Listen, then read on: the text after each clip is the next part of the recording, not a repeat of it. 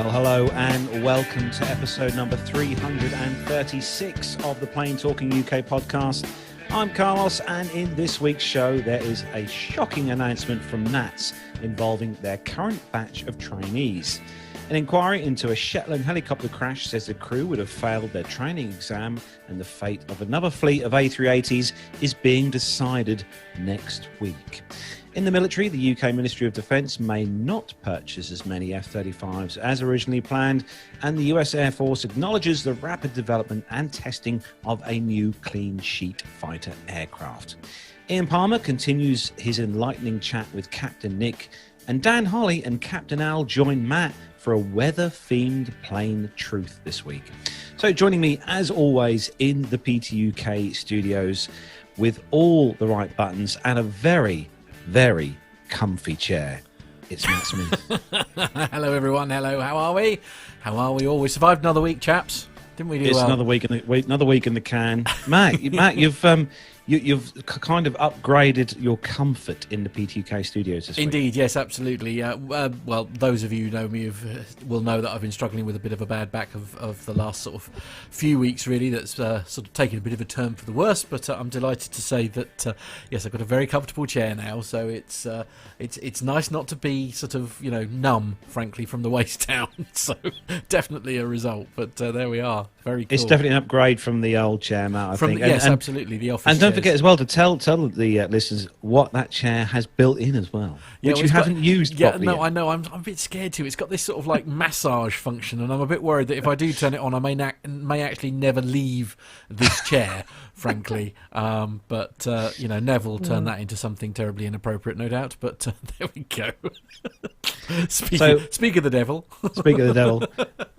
Actually, we're just going to quickly make a note that Armando unfortunately can't be with us this week. He is flying, which is always a good thing. We love it when Armando's flying because that means he's working hard for the industry and also keeping the wheels of the aircraft turning. So hope you're okay, Armando, and we miss you, and hopefully you'll be back next week. Indeed. In fact, actually, I'm hoping, if I just press this button here, we should have a little greeting from him. Bear with. Hey guys, happy Friday. I'm here on the grounds of the Atlanta Hartsfield International Airport. Like I said last week, been doing a lot of flying. I'll be flying pretty much every Friday for the rest of this month, so can't be on the show, and for that, I'm sorry. As you guys know, and you can tell by the weather here, we had some significant weather, which was Hurricane Sally coming through the southeast United States. That did make for some pretty interesting flying. That's pretty much what I've been up to this whole week, is just flying 3-4 days a week, still trying to fly skydiver, still trying to fly for Civil Air Patrol. So basically my life is in the air as long as this kind of weather doesn't keep me on the ground. Highlight for the week, meeting up with none other than podcast royalty, Captain Jeff. This morning we went up to a nice Cuban restaurant here in the Atlanta area, solved all the world's problems, talked about everything podcast, and life, love, and liberty, as I always say. But anyways, sorry I can't be on the show again. I hope you guys enjoy some of the military stories, and I can't wait to hear the entire show this Sunday when it gets published. There we go. You see, thank you, Armando. Yeah, he sent us a little intro in, bless him. So very grateful. Blubber miss him. Absolutely, yes. However, we do also have other podcast royalty with us right now. Yeah. As always, joining us from the awesome Nev Tech Studios, it's the man who loves everything in 4K. It's Neville Bounds. Yes, 4K is often the price rather than the resolution, I find. Quite.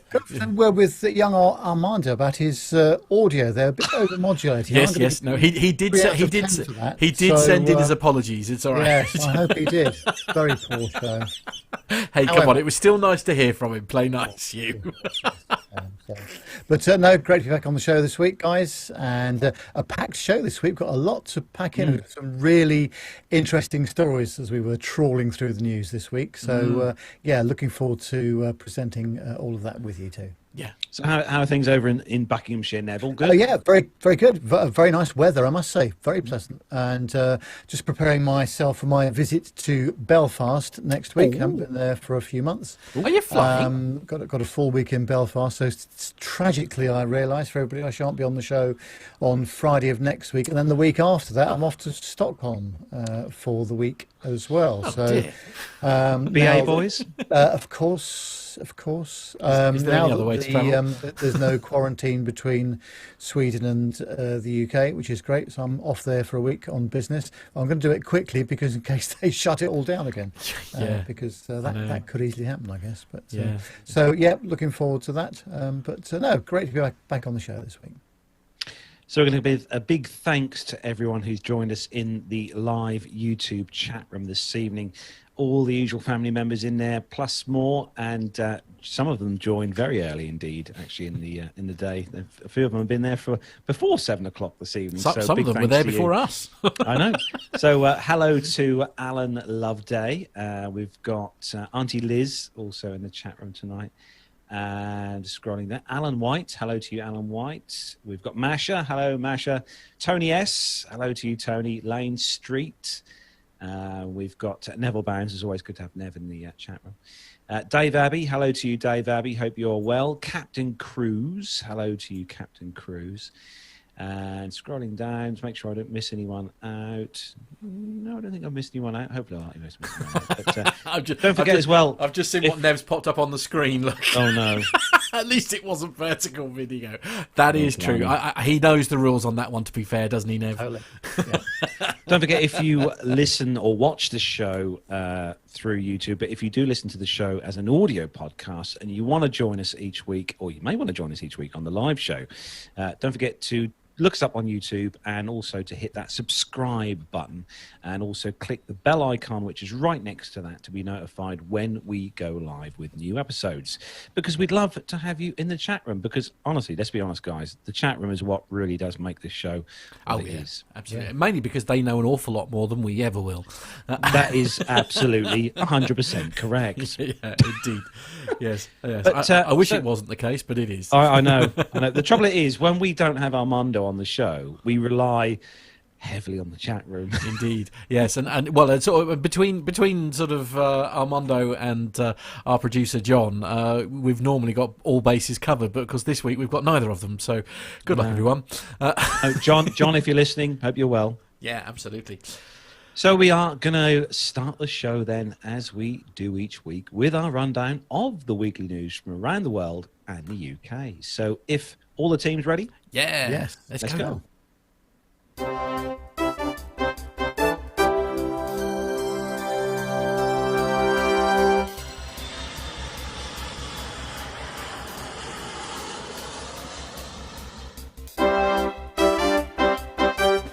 So, kicking off this week's first news story is on the simpleflying.com website. And for those of you who haven't yet flown on an A380, you better get your skates on. Because the headline on here, Lufthansa set to decide on the A380's fate next week. So Lufthansa has rumoured retirement of its entire fleet of A380s and is set to decide upon the complete removal of all the aircraft next week, in fact on Monday. So in a meeting this week, CEO Carsten Suffer said that the future of the Super Jumbo would be confirmed on Monday. He warned that deeper cuts to both fleet and the workforce were likely to be needed as the airline's recovery continues to be sluggish. Rumours began swirling last week that Lufthansa was mulling dropping the Super Jumbo for good. While a number of the planes had been marked for early retirement, it was hoped that at least 8 would eventually return to service. However, people close to the matter warned that the airline could be facing a future with no A380s at all. Naturally, these rumours were a topic of investigation at a meeting this week.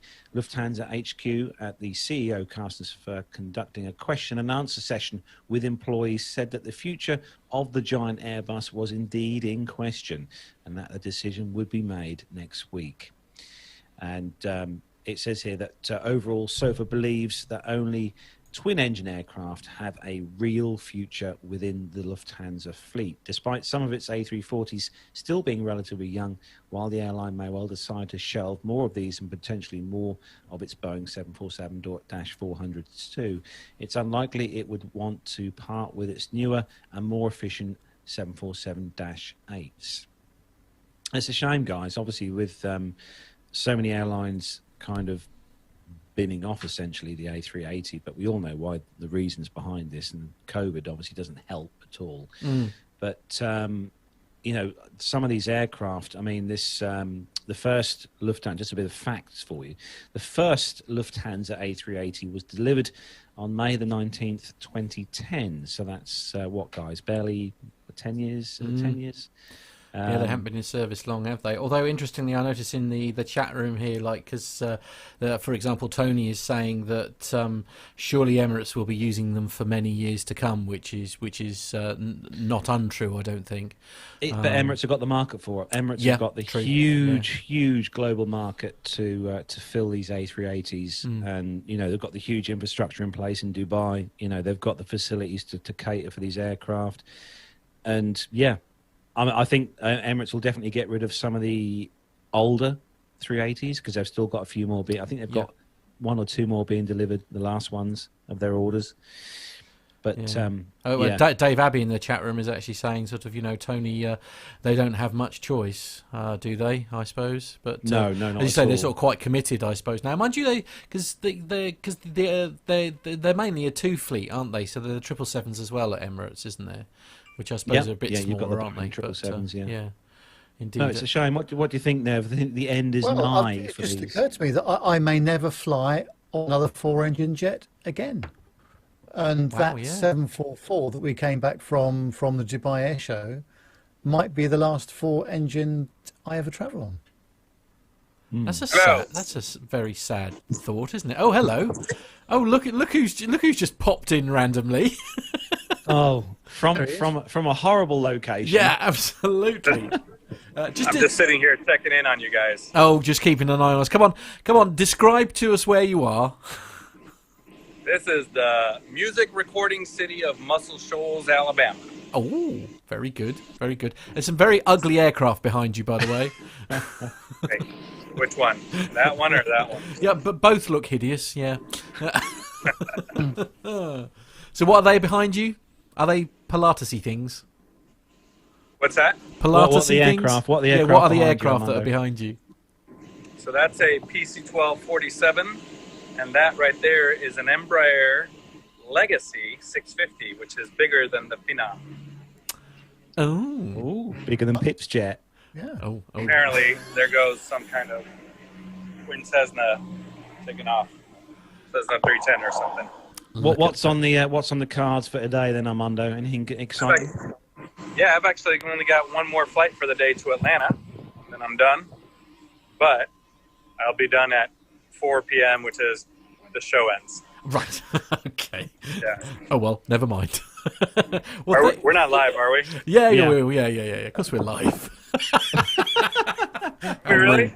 Yeah, we are really live. Barely live. Yeah, absolutely. Yeah. We always start I on. should have checked that first. Yeah. No, that's all right. That's fine. Never mind. All part of the fun. It's good to see you anyway, Armando. It's nice to have that lovely background as well. Absolutely. In that case, I may have some big news next week since we're live right now, and I don't want to say quite yet. So. Oh, okay. Ooh. Suddenly I want to go to radio silence. Right. Okay, never mind. All right, well, look forward to that. Well, do feel free to join us after the show, Armando. I'll join with beers while I'm driving home. Right, okay, maybe not with the beers. We'll avoid that. But, the coach driver and me just simply can't allow it, I'm afraid. That's just outrageous. You need like a Tesla that just drives itself. Right. Okay, yeah. Well, we'll get Google to get right on that. I'm sure it'll be fine. All right, guys. Actually, comment from Auntie Liz in the chat room. She loves seeing you live, Armando. Yeah. Auntie Liz, thank you very much for the koozie. She'll know what I'm talking about. I have no idea what that means. Oh well, I guess it's all in jokes here this evening, isn't it? Yeah. There we go. Never mind. Right. Well, you better join us a bit later on then, Armando, because I need to know what this news is now. I'm not going to be able to cope for the rest of the show. You've no idea. All right. Yeah. You guys have a great show. Yeah. So long, chap. Bye, Armando. Bye, guys. Cheers, Armando. Take care. Right, well, we'll move on to nice. the next. That was lovely, wasn't it? Yeah, absolutely. Yeah. We're going to move on to the next story then. This is on the Cairo This 7 story website. is unreal. Yeah, absolutely. I wish I could play the video, but unfortunately I can't because it's on a site that doesn't allow me to do it, which is a real shame. Cairo7.com. So it's a live, local, in-depth. It's a news channel, not quite sure where, but if you're in the area, you'll know why. Video shows passenger push airline employee who falls. This is absolutely absolutely shocking, this story. An alarming airport attack on Alaska Airlines gate agent was caught on video, where an agent was pushed to the floor. It's a surveillance video you'll only see on Cairo 7. That gate agent had to remind the passenger that he couldn't board the flight without wearing a mask. The passenger went away and came back after a while. When he did, they said that he was too intoxicated to fly. The video begins with the passenger having his ticket swiped. He is the man wearing a tan t-shirt. As he walks toward the jetway, three gate agents surround him, including long-time agent Jill Simpson, and we can't hear what they're saying, but we are told he's being informed he won't be allowed to fly. It was midday, 24th of August, at gate November 14 at Seattle Tacoma International Airport. The man, later identified as 47-year-old Mark Alan Hicks of Folsom, California, had already been told he couldn't fly without a mask. He left. By the time he returned, he was wearing a mask, but the agents concluded he was too drunk to fly. The surveillance video shows them talking to him for a few seconds. Then, without warning, he pushes past, knocking Letopsky flat. We showed the video to some passengers at SEA. That's very shocking, actually, to see, said Christopher Simpson, San Diego CA, who jumped when he saw Lekopsky fall. She's only doing her job, and that's just too much there. I mean, basically, I'll go on. The story goes on that various accounts of the people that were there to witness it. But I mean, this is. If anyone's had a chance to see the video of this, the videos with the links will be in the show notes. But I'm sure the video's probably been published on social media. But honestly, I watched that, and it wasn't just a little push or a shove. It was a full-on rampage into this woman, and she fell really, really, really hard. Indeed. I will. Let me just see if I can't. As I say, it's not. What do you think of this, Nev? Because I thought if you honestly saw something like this happen in front of you, I think I'll definitely I'd wade in myself. Well, yeah, it's shocking behaviour, isn't it? And unfortunately, with some of the things that are going on at the moment, some people's temperament needs to be turned down a little bit, I think. Some of the things that I'm hearing and seeing on social media and this kind of stuff as well, absolutely ridiculous. And I don't know why people do it. Very unfortunate. Agreed. It's not good, really, is it? It's not good at all. No. Anyway, we should move on before we all get really cross. We won't see things like that again. Well, we will see them again because people just get drunk all the time for some bizarre reason. But anyway, Nev, you've got a story here which again is a really quite a distressing story for a lot of people in the UK. I think this is appalling, really. It's on the independent.co.uk, and Simon Calder is reporting on this one. He's the travel correspondent for the independent.co.uk. By the way, Simon's PA, would you mind returning my emails when you get a chance? Sorry, did I say that out loud? No. Simon says trainee air traffic controllers with only weeks before graduation have been told that their training course is over and that they have lost their jobs. NATS, who is the UK air traffic controller provider, is the latest aviation employer to cut jobs. More than 120 trainees who have yet to gain their student licence and be posted to an operational unit have been offered redeployment or a voluntary exit package. All that work, pain of being away for 6 months from family, and it's back to square one, wrote one student controller. The Controllers Union Prospect has described the move as a disastrously short-sighted and cruel decision. Until the coronavirus crisis, the skies in southeast England were the busiest in the world, with 6 airports serving London, formerly the world hub of aviation, and a prestigious amount of overflying traffic. But now the UK is ranked as 27th out of 31 nations in Europe in terms of passengers flying as a proportion of last year's levels. In July, only 11.6% of 2019 passengers flew to or from the UK. A spokesman for NATS said we currently have 275 trainees who have passed through the college and are waiting to restart their on-the-job training at units across the country once traffic increases. They will provide sufficient control resource for the next 2 years, and there is no capacity to take more trainees from our college. With this in mind, we have taken the very difficult decision to pause training at our college, which means that the 122 trainees have until the end of September to decide if they prefer to leave or to wait to see if there's any redeployment opportunities emerging over the course of October. Since lockdown, the trainees have been furloughed to take advantage of the government's job retention scheme. The most recent starters are on apprentice contracts.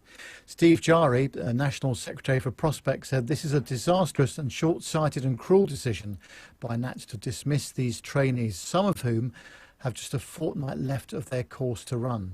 The aviation industry is facing unprecedented challenges, but simply dismissing these people is not the answer. They're being thrown to the wolves. We have received countless messages from trainee air traffic controllers in despair. Having got through a highly competitive selection process, their dream career has been ripped away from them. We have seen in previous downturns that cutting training undermines NAT's ability to provide a reliable service. It's dangerous to repeat the mistakes of the past by slashing potential ATC numbers to the point where the industry will be unable to recover after the pandemic.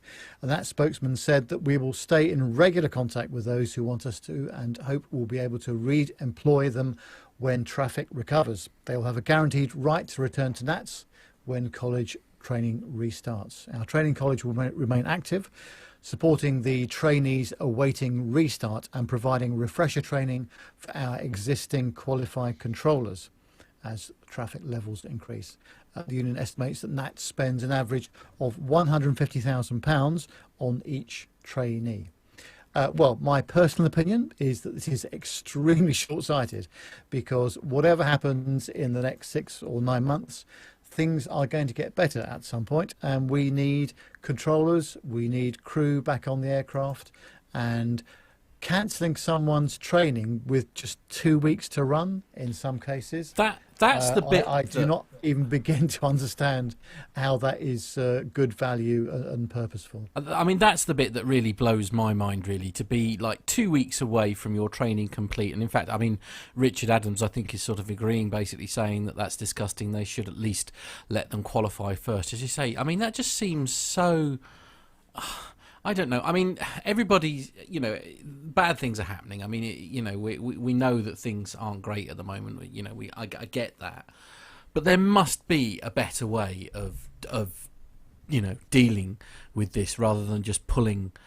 I think the problem they've got, obviously, there's overhead associated with it, and obviously that's going to be costly in the short term, but surely we should, I mean, we're always talking about ATC shortage and capacity. Surely we must bring these people forward so that they've got opportunities coming up. And it's not going to be before Christmas. We all get that. And it's probably going to be next year. But I personally think, and I'm not in control of the purse strings, obviously, but I think that that's a very short-sighted decision. And they really need to think about how they're going to provide controllers for future and the future expansion of the airspace in the UK.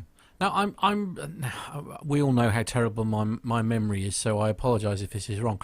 But I seem to recall, didn't something similar to this happen with NATS once before, where lots of people were sort of all laid off sort of short notice, and then suddenly, exactly as you said, there was this massive shortage of ATC controllers. Although, interestingly, worth noting, Tony S is actually pointing out that NATS aren't the only ATC provider in the UK. Hopefully they'll find employment elsewhere, and I mean, I very much agree with Tony on that. I hope they can find gainful employment elsewhere.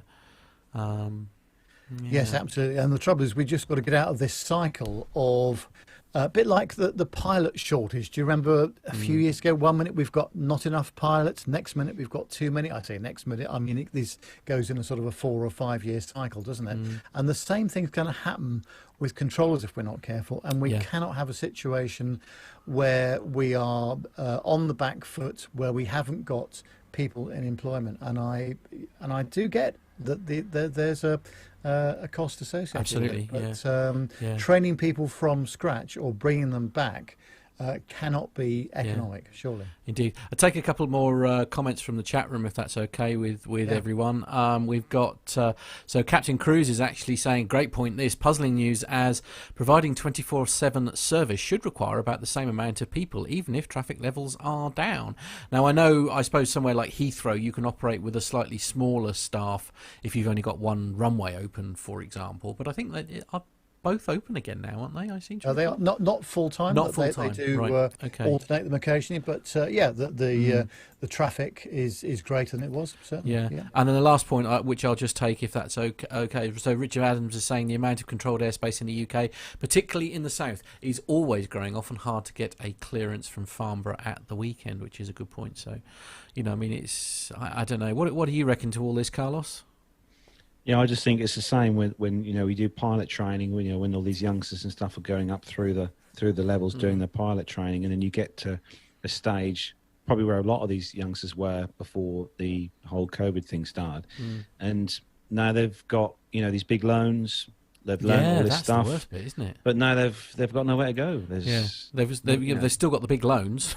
Yeah, exactly. And it's the same for these Nats guys. They've learned all this stuff. They've been really, working so hard for this, and then it's just like that, gone.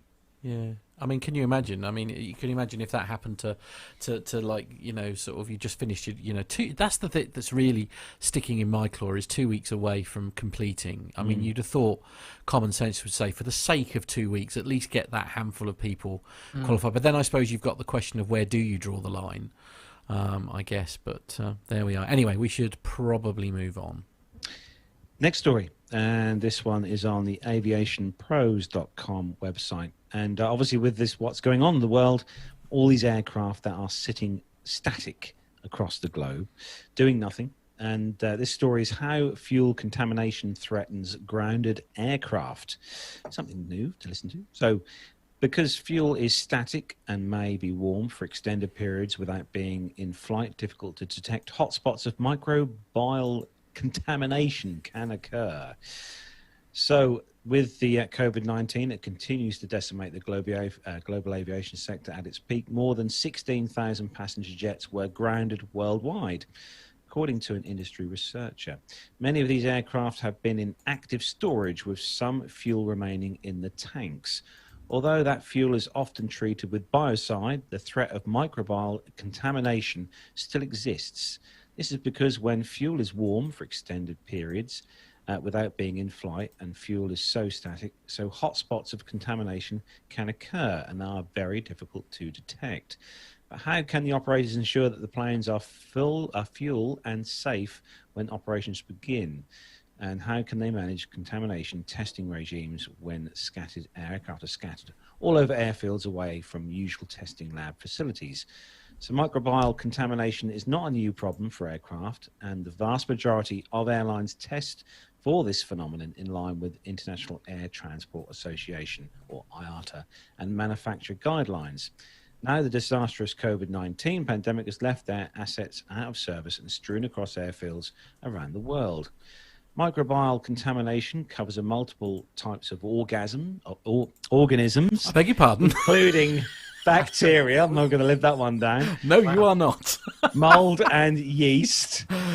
Cut that one out. Okay. The presence of which will vary according to individual site conditions. We can cut that one out in post. Based on factors including temperature and humidity, the lead organisms are most often Hieronymus. Don't look at the chat room, Carlos. Which is, I'm not going to at all.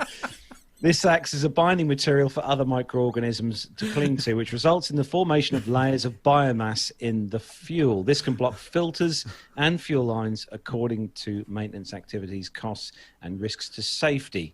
Furthermore, and particularly important with grounded aircraft, these biomass layers generate organic acids that corrode metal surfaces as they touch, causing damage to fuel tanks and other ancillary equipment. If left untreated, this can lead to costly damage to structures, potentially cost millions of dollars, or a complete write-off in extreme cases. In normal operation, unscheduled aircraft's downtime equates to loss of precious revenue, but also the possible additional payout for passenger compensation if flights are significantly delayed. So this is something I didn't really think about, other than that, before. That with all these aircraft sitting around the world, and let's be honest, most of these are sitting in warm countries where it is very hot. And I'd imagine that, that they don't. A lot of the airlines or airliners haven't been drained of all their fuel when they landed. Well, some of them may have been, but never really thought about that. How? So I think I knew that unleaded fuel can taint. I mean, it does. So Yeah, I mean, I ironically, I've had that in a generator. So believe it or not, I had some fuel in a generator that, when we first bought it, got it all up and running, and then I think, and it wasn't that long. It was about 6 months where we then sort of tried to fire it up. About 6 months later, you're looking at the chat room, aren't you? I can tell by your smile. Yeah. And we went to you were sort of trying to get this thing to sort of fly. We just could not get it to fire. We tried like new spark plugs and all that, thinking something's terribly gone, and it just turned out to be literally dirty fuel. It was just literally the fuel had got deteriorated, had lost its potency, for want of a better word. And we had some here unleaded in one of those green plastic jerry can type of things we have, and that had gone a bit sort of strange, but it had been in there a few years. I wish I could read out Jonathan Warner's Oh, comment, but I really can't. Shall we move on before something goes? Normally that's when someone types that in the show notes, but obviously these were a story that's pre-written. Absolutely, so you can't blame it on that. Normally it's down to Nev, isn't it? It's normally Nev that's been playing. Can happen, yes. Yeah, it can. It has been known to happen, hasn't it? In fact, earlier this evening, but we'll gloss over that and move on anyway, as well. Yeah, this next story is aviation based, as always. Right, and that's a shock for an aviation based podcast. I know. And it's got nothing to do with the O word, but it's all about freighters. Right, if you say so. Okay, Flight Global is the website. We like Flight Global because Nev likes the font, don't we, Nev? Yeah. Yes. ATR flies first new build 72-600 freighter for FedEx. So ATR has flown the first example of its newly developed 72-600 freighter, a purpose-built cargo version of its larger turbo prop. The aircraft was launched 3 years ago with an order for up to 50 from US Express freight specialist FedEx. 30 of the aircraft under the FedEx agreements were firm. ATR had stated at the time that the 72-600F would have a large cargo door in the forward fuselage as well as in the aft cargo door and enter service later on this year. The airframer says that the MSN 1653 carried out the first flight lasting 2 hours on the 16th of September from its St. Martin site. During the flight, crew on board performed a number of tests to measure the new aircraft's flight envelope and flight performance it adds. While freighter versions of the ATR are in service, the -600F will be the first cargo ATRs to be delivered to a carrier directly from the assembly. They will include Class E freight compartments and be capable of holding 7 unit load containers or pallets or bulk cargo. ATR adds that the -600F will have the very latest avionics suite, which it says future-proofs the cockpit. Now, I don't know a lot about these. I don't know a lot about anything. I know, but so what is the ATR? Well, I must admit, I don't know that name as a company. So the ATR 72 is very popular. Stobar, as you probably have heard, I've heard of them. Yes, who fly from Southend, use these ATR 72s. They're very popular passenger aircraft. Nev, you have flown on one of these, haven't you? Yes, I think Aurigny, who were flying between Gatwick and Guernsey and Jersey. I think I've been on a couple of their ATR 42s. Yes, very nice turbo prop for an hour's worth of flying or something like that. Yeah, very pleasant. Yeah, I'm just trying to sort of pop. I've got a nice little picture here. Actually, I'm just trying to sort of pop it up on the old on the old screen. Actually, it's You've got a few little stats there, haven't you, Matt? On the I can't do two things at once, Carlos. Okay. If you feel free to read them by all means, but okay. So the freighter version of this this is especially for the Miami Ricks in the chat room. So the forward large cargo door is going to be 2.94 meters by 1.8 meters wide. Upper hinged cargo door in replacement of standard passenger door. Windowless fuselage, obviously, it's a freighter. Reinforced floor panels, that's a given. Cabin liner with attachment points. Cargo loading system capability. Integrated state-of-the-art LED lighting. Ooh. I don't quite know why the freight would want to see some LEDs, and also Class E cargo compartment. But one of the pictures I actually saw on the website for the ATR website had this interior with all the cargo nets. All the way along the interior, which looked quite good. But this is good actually to see something. That I think this is going to be quite popular, being it's not a huge, massive, wide-bodied aircraft, but can still hold quite a fair amount of freight. So I think this will do well for ATR. Yeah, I mean it's a nice. So the size is it's somewhere in between, isn't it? I suppose I mean it's not. Again, I mean we've said this before, haven't it? I never understood why the A380F wasn't a big thing, because you'd have thought that given the capacity that you have with one of those, it would have been a beautiful thing, wouldn't it? So I mean this sort of sits somewhere in between, sort of. Where would this sit? Are we talking sort of? I'm trying to get like a comparison. Are we talking like A320 size? That sort of. It's smaller than the 320. It's the 319 probably. Yeah. So sort of like what I call like middle of the roady sort of type sort of. But this for regional freight would be awesome. When you're shipping stuff from one end of the UK to the other, or maybe from the UK to Europe, Amsterdam or somewhere. A brilliant, fantastic size. Ideal size piece of equipment for that kind of job. So I like that. Captain Cruz has just said in the chat room, fun fact, you are boarding an ATR from the rear as the cargo hold is behind the cockpit. Doesn't matter for cargo version, of course. Yes, and actually I got caught out slightly because I have a penchant for seat 1A. Yes, I've heard of that, yes. Whenever I can. So I booked Mrs. Nev and myself in seat 1A and 1B, I think it was. Okay. And we were the last to board because because you were boarding from the right, yeah. Yes, so actually we weren't the first to board at all. So they boarded the aircraft in a very odd way, but we boarded the aircraft from the rear, even though we were sitting at the front. So there. That's unfortunate, I think, is the word. I'll tell you, these aircraft are blooming noisy as well. Are they?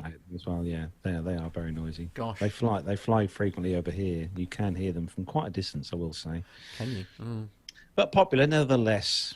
So moving on to the next story, Nev, which is we're moving on to the Boeing story for this week, and it's about the 737 for a change. Yes, we haven't heard much about the 737 MAX, have we, for a few weeks? But on the BBC website, it says that 2 fatal crashes of Boeing 737 MAX aircraft were partly due to the plane maker's unwillingness to share details, a congressional investigation has found. It blames a culture of concealment at Boeing, but says the regulatory system was also fundamentally flawed. Boeing said it had learned many hard lessons from the accidents, but families of the victims accused the company and the regulator of continuing to hide information. The US report is highly critical of both Boeing and the regulator, the FAA. Boeing failed in its design and development of the MAX, and the FAA failed in its oversight of Boeing and its certification of the aircraft, the 18-month investigation concluded. The Boeing 737 MAX has been grounded since March 2019 after 2 crashes in Indonesia and Ethiopia, causing the deaths of 346 people. The nearly 250-page report found a series of failures in the plane's design combined with regulatory capture, an overly close relationship between Boeing and the federal regulator, which compromised the process of gaining safety certification. The crashes were the horrific culmination of a series of faulty technical assumptions by Boeing engineers. a lack of transparency on the part of Boeing's management, and grossly insufficient oversight by the FAA. Well, Tom Burridge is the transport correspondent at the BBC, and he gives some analysis. He says that cost-cutting that jeopardised the safety of the flying public, a culture of concealment over issues with the aircraft, trouble, mismanagement, misjudgments, just a snapshot of the stinging charges against Boeing. But the FAA comes off almost as badly. US representative find it guilty of inherent conflicts of interest and grossly insufficient oversight. More seriously, they say that the regulator was in effect in Boeing's pocket, and that the FAA management overruled its own technical and safety experts at the behest of Boeing. Boeing admits mistakes were made, and it now wants to focus on getting the 737 MAX back into the air, saying that the revised design of the aircraft has been thoroughly scrutinised. Regulators in Europe and the US are relatively close to recertifying the MAX, but this is one of the biggest safety scandals facing a private company in modern times. And other investigations are outstanding, including a giant lawsuit from the relatives of those killed in the second crash in Ethiopia. Well, we certainly know that there's been a lot of criticism of the FAA and how close they were to Boeing on this particular subject. I'm not going to go into any more detail about that because we've heard it so often before. But it's an amazing revelation, frankly, isn't it? Agreed. Yeah, very much agreed. Yeah, it's not great. It's not been a great year for us all, really, to be fair. But it's not been a great year for Boeing at all. No, indeed. I mean, it's quite a damning report, really, isn't it? I mean, it certainly isn't complimentary to the process. I don't know. Part of me isn't surprised, given some of the rumours and stuff that we have heard along the way. But I mean, I don't think this saga is over yet. I think we've still got, much more left to play on this. But then perhaps that's something for comment with people more experienced than us when it comes to stuff like this. Really, it's not a good day for Boeing, as you say. Mm-mm. So the next story this week is on the bbc.co.uk website, and this is about a story that happened a few years back now. Actually, this one, but this is actually, I think was there a documentary series or a program done on this one, Nev? Yes, there was. Yes. Yeah. So Shetland Super Puma crash. Crew would have failed training exam. So cast your minds back. The crew of a helicopter which crashed with the loss of 4 lives would have failed a training exam with the same manner of flying, an inquiry has heard. So there's a list of people who obviously died with this crash, and which is a terrible shame. But aviation consultant Mark Pryor said the speed of the helicopter was too low on the approach. He told the inquiry that they also did not scan their instruments effectively.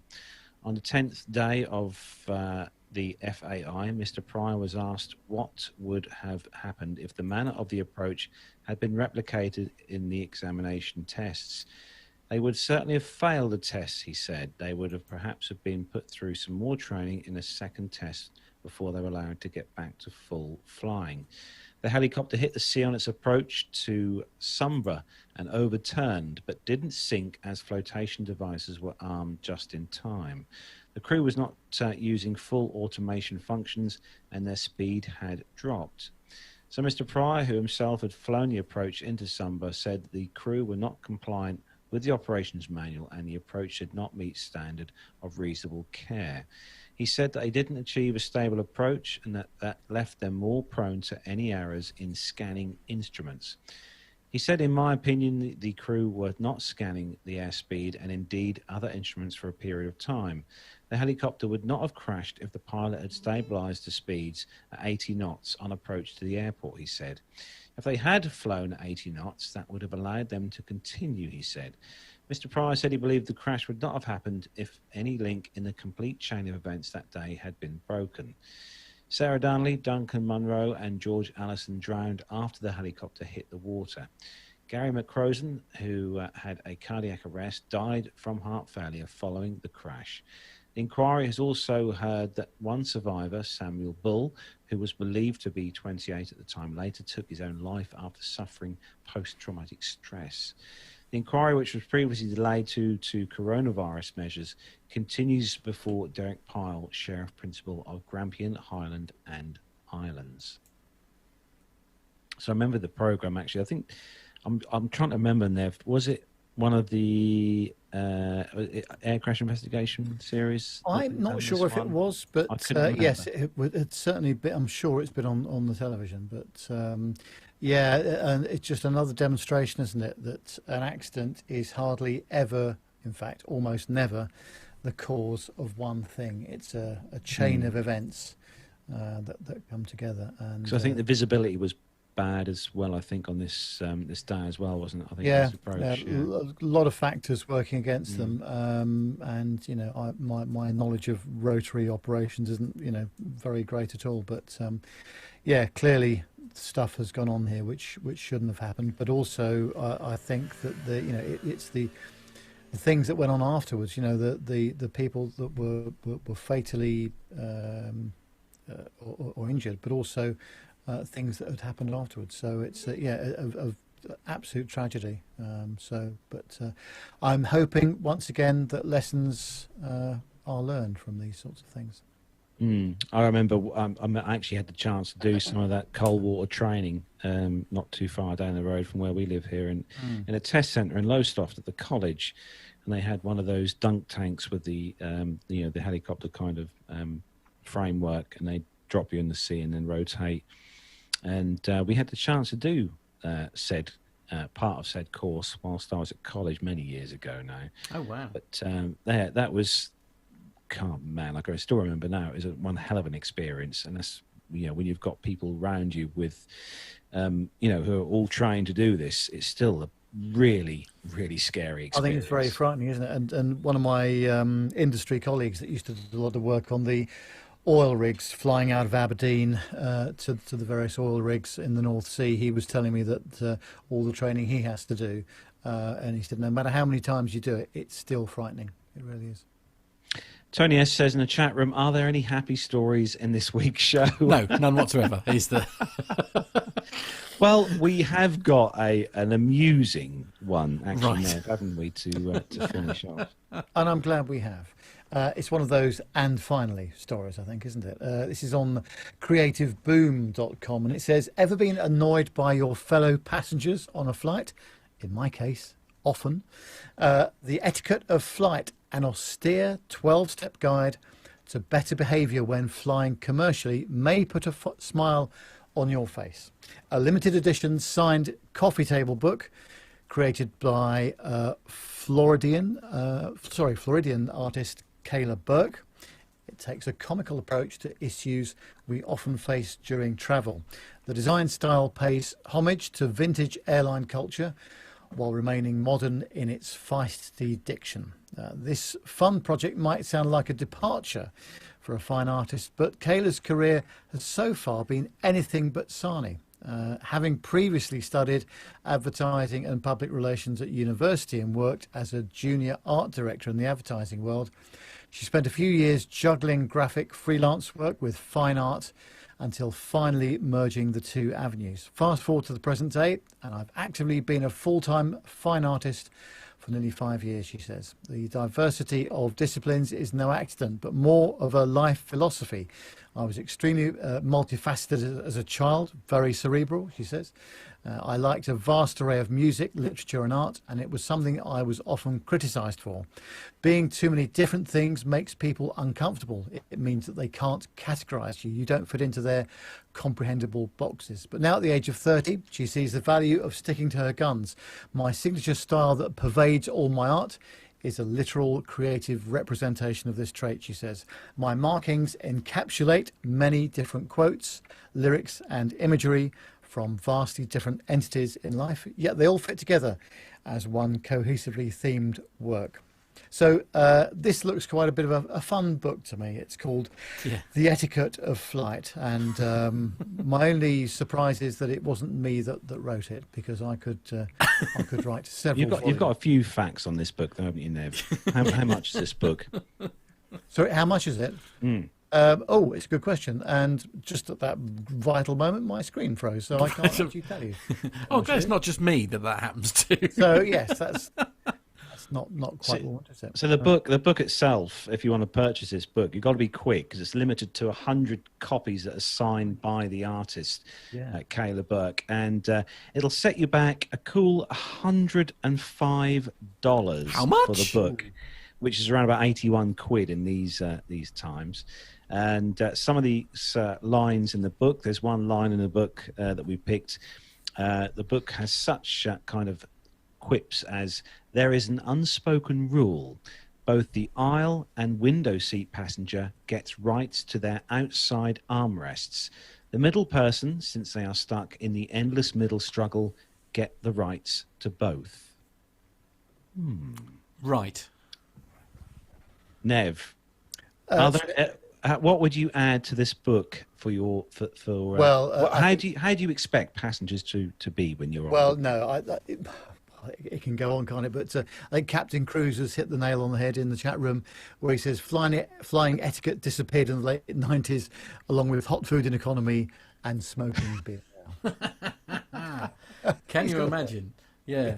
I mean, I suppose. I mean, I've been on a flight. I mean, I'm old enough, unfortunately, to remember, when when smoking was allowed on in the flight, wasn't it? Because they used to stick you at the back, didn't they? Where it was, which is where my parents always used to go. It's. I mean, it's such an alien concept now, isn't it? Honestly, when you look back at how the economy class cabins interiors were back in the sort of early mid 80s and stuff, honestly, the whole thing is so different. It's so different to how it is now with economy. The seats back then were like armchairs in economy on some of the wide-bodied aircraft. Nev, I mean, you can probably remember back to the original kind of British Caledonian kind of days, Dan Air. Yeah, well, yes, and it really was quite a prestigious thing, wasn't it? Going flying, rather than jamming people in with minimum pitch seats as we try to do now in economy. But those were the days. And I also remember when I flew to Cairo as well. I flew on Egypt Air. When was that? That was probably the early 2000s, I think it was. And they still allowed smoking on the aircraft. Not that long ago. Well, I suppose it was 20 years ago, but it doesn't seem that long ago, does it? But No, indeed. Believe it or not, Matt, economy seats used to recline. Wow. Quite far as well. Wow. Can you? Well, quite. It's clearly I got back in an aeroplane too late. That's clearly what went wrong there, isn't it? Absolutely. I think didn't we run a story not that long ago where there was where it was like everybody was wearing sort of suits and ties and things to go flying because it was an event, wasn't it, back then? Yeah. Actually, Tony S in the chat room says Britannia and Dan Air. Those were the days. Those were indeed the days. Yeah, absolutely. Yeah. I know what you mean. Right. So we're going to try something here. I don't know if this is going to work because I'm having trouble getting through. But there's a new. I don't know what's the word that I'm looking for here, guys. Stream. A new stream, if you like. They've been going about 5 or 6 weeks now. They've been doing a lot of stuff at various air shows for a long time. To be fair, what we're going to do, we're going to say hi to. We're doing our live link right now. So this is going out live with the guys over at Plane Talking UK. Hello. So. What we're going to do, a bit of a history of how Airshow World actually got started. So it all started around about 11 years ago. What first got me interested in this, or even to put just one video on YouTube, was my daughter. She was actually invited by the BBC, of all people, to have a day with the Red Arrows, which... at the time, she was just 9 years old, but she had this amazing talent for taking these fantastic aircraft photographs. After that, she was then invited to do the Royal International Air Tattoo official calendar. I mean, hey, we're talking a 9-year-old girl here to have the opportunity to do that, and that's exactly what happened. And it went on sale, and fortunately, she was paid for it, and it gave her the opportunity to buy this fantastic camera equipment, still cameras and what have you. So that was all down to Heather. After the first video that I actually put on, remember, it was 11 years ago, I thought, hey, why don't I put some of the airshow videos on that I've taken in the past? Because I've been taking videos for a very, very long time. In fact, I used to be the official filming man, if you like, for RAF Waddington. And hey, if you want to see all of these videos, they're all on Airshow World YouTube channel. Okay, also, of course, one of the guys in the chat box was asking earlier, how can we get in touch with Airshow World? Well, there's a couple of ways you could do that. I've got a Facebook page, which, of course, hey, it just happens to be called Airshow World. So certainly check that out. And, of course, we've got a Twitter page as well. Well, it's not a page, it's on Twitter. So, of course, Airshow World. But most important of all is the little bit, which is it's becoming quite a big thing for me at the moment. It's taking on all of our time. Is, of course, Airshow World YouTube channel. So, hey, the most important things are, please subscribe. That is really appreciated. And if you see any videos, always give it that little bit of a thumbs up. It helps with the ratings, how YouTube organises everything. And if you select the option to get notifications, you should know the moment that we actually go live. So that's a little bit of a history lesson, or if you like, it's like being back at school, isn't it? And but I tell you what we're going to do now for the guys over at Plane Talking UK. I promised I would do a replay of this, so let's start it right back from the beginning. So this is going out live, but also for the people who are going to watch the actual audio version of the Plane Talking UK, you'll hear the aircraft sounds and all the rest of it. So what is it? So it was the arrival of this beautiful A321. It came up from France. So let's let the video roll, shall we, guys? So it's East Midlands Airport. And this came in on the Wednesday afternoon. The reason for this coming in was to pick up the Australian cricket team. So this was on Wednesday while they were still playing, and as you see, that's beautiful. I love that. Hey, it's even got the pretty lights on there on the runway, looking good. So that's when the aircraft actually arrived on Wednesday afternoon, and Ethan was with me as well. He was filming that.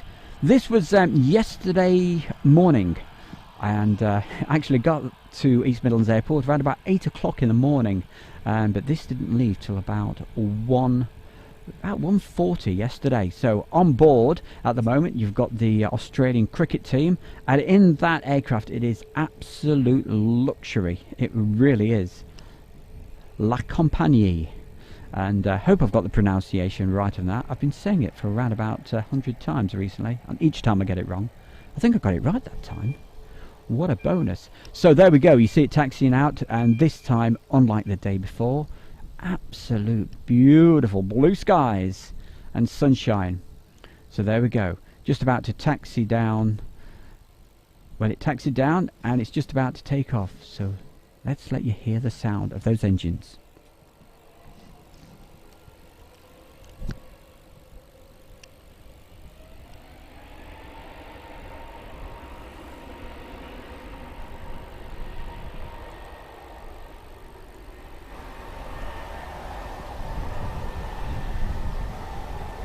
We'll just turn the volume up on that just a little bit so you can hear it.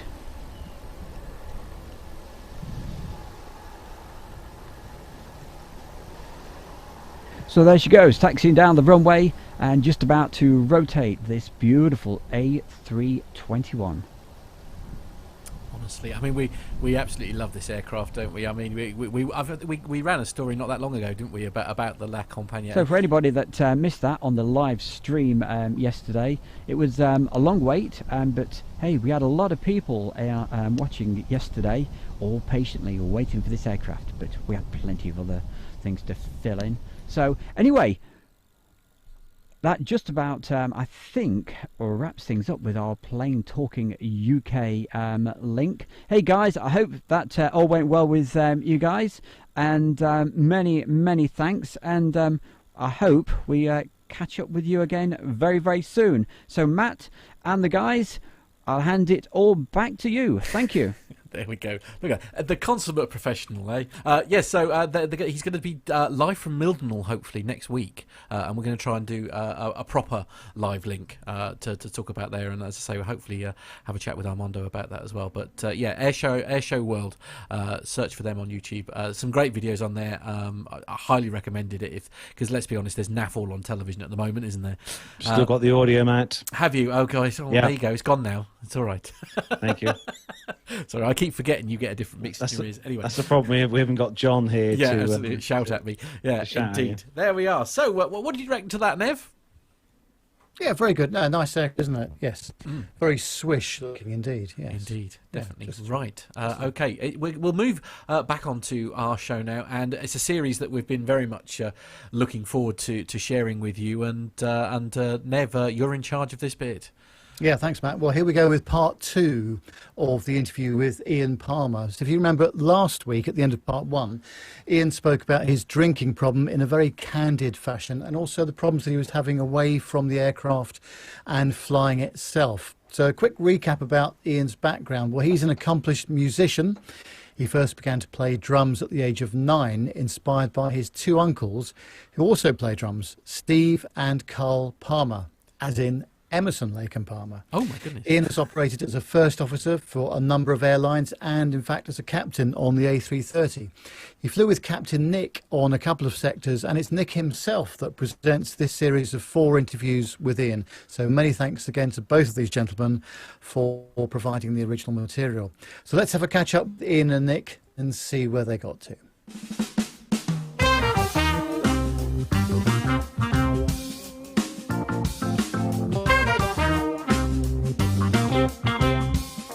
Thanks very much indeed for coming and speaking to us again, Ian, in this that is part 2 of what I suspect will be 4 parts of your interview. We left the last story at the point at which you were going to move into civil aviation. How did you achieve that? Well, I was quite obviously very focused on what I wanted to do regarding flying, and I kind of knew the ultimate aim where I'd like to get to, and that image was the image of sitting on the jump seat of the Boeing 747 as we went off to Boston. So that was the ultimate aim. And speaking to my friend who was the captain on that flight, we were discussing flying schools, which was the best option. And I think around that time we decided that to go on an integrated course of training possibly would have been, it was rather the best course of action. So we spoke about it, and I decided at that point that British Aerospace flight training in Jerez would be where my future lay as far as flight training. So I went to Jerez. They'd just started in Jerez, actually. The school previously was in Prestwick, and I was one of the first courses there. And this was during a time where they switched to the JAR requirements from the CAA. Whereabouts is this flying school? This is in Jerez in southwest Spain.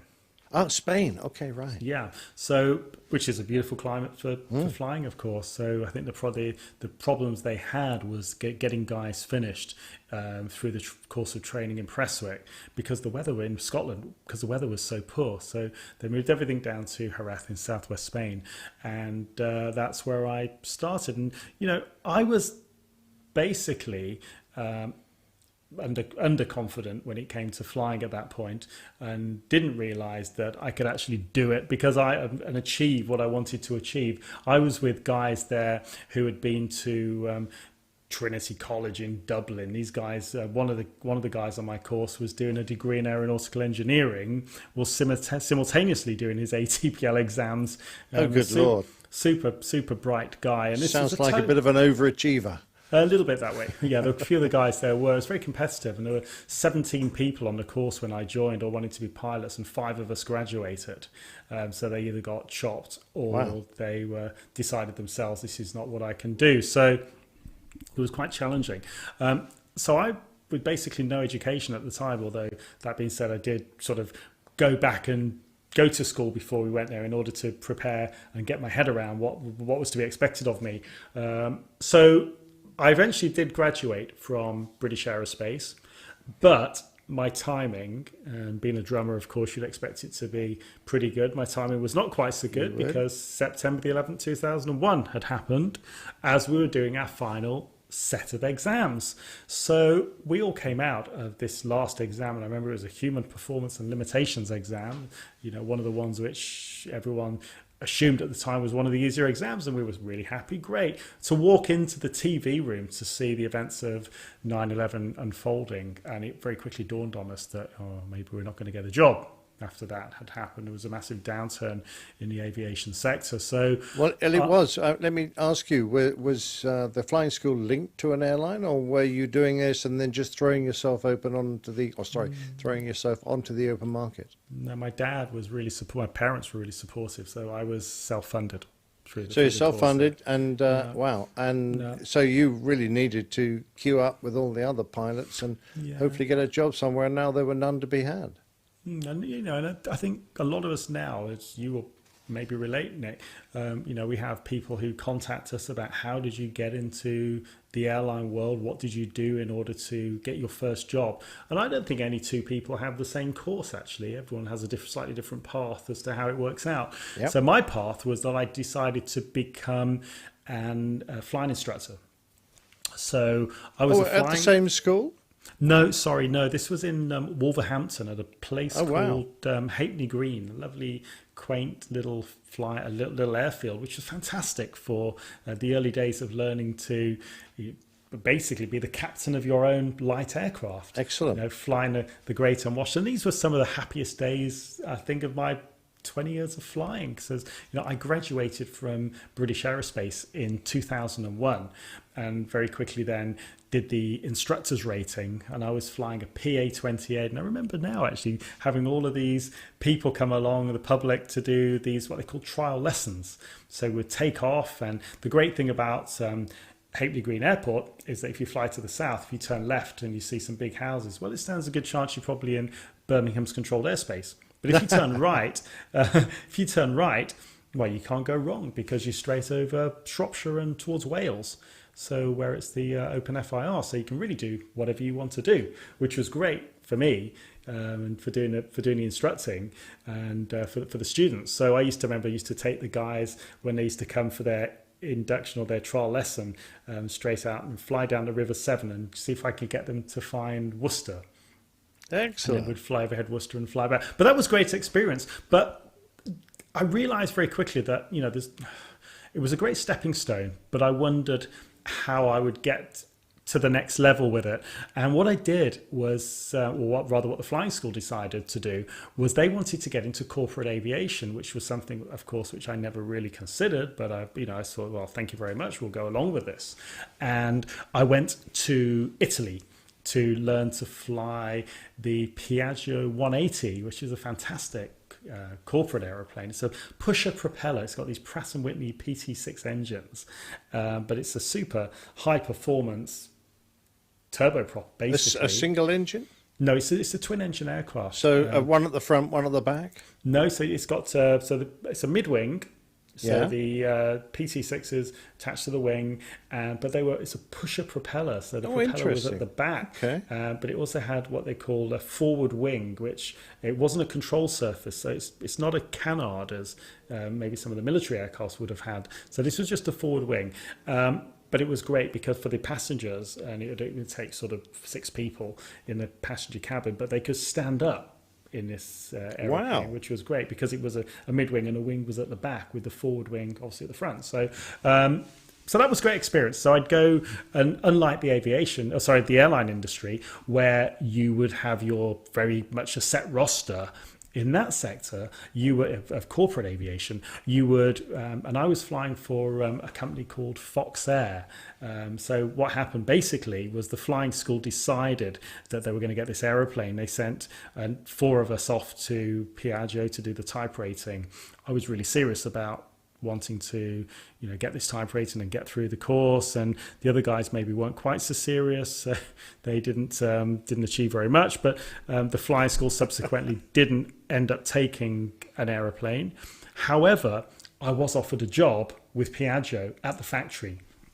Oh wow! They must have recognised some talent there. Well, Ian. they were really nice people, but I worked hard. I worked really hard for that. So I remember now, and you'll probably relate to this, Nick, that there was a lot of ex-Air Force or Italian Air Force pilots within that organisation. And the chief pilot, whose name was Giuliano Corrado, he was an ex-104 Starfighter pilot. Oh, the Widowmaker. Yeah. And then some of the other guys who were involved with the sort of production and the testing of the aircraft were ex-Italian Air Force Tornado pilots.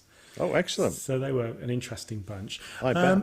Yeah, so that was a really good experience. So, I mean, there you would literally go on a tour. So you would take off from where we were, Genova and Bologna were the 2 bases, and we'd take off and we wouldn't know where we'd end up. I remember we used to fly the Ferrari Formula One people around. So at the time it was wow, did you meet anybody interesting? Yeah, I did. I flew Jean Todt, who was at that time the team manager. Excellent. So Barrichello and Schumacher were the drivers when I was there. So that was you met them both? Yes, we flew them. Fabulous. I know you're not really meant to divulge that now, but it's a long time ago. So yeah, I'm happy to say that's what we did. What was Shuey like? He was very, very, very, very lovely, but very quiet.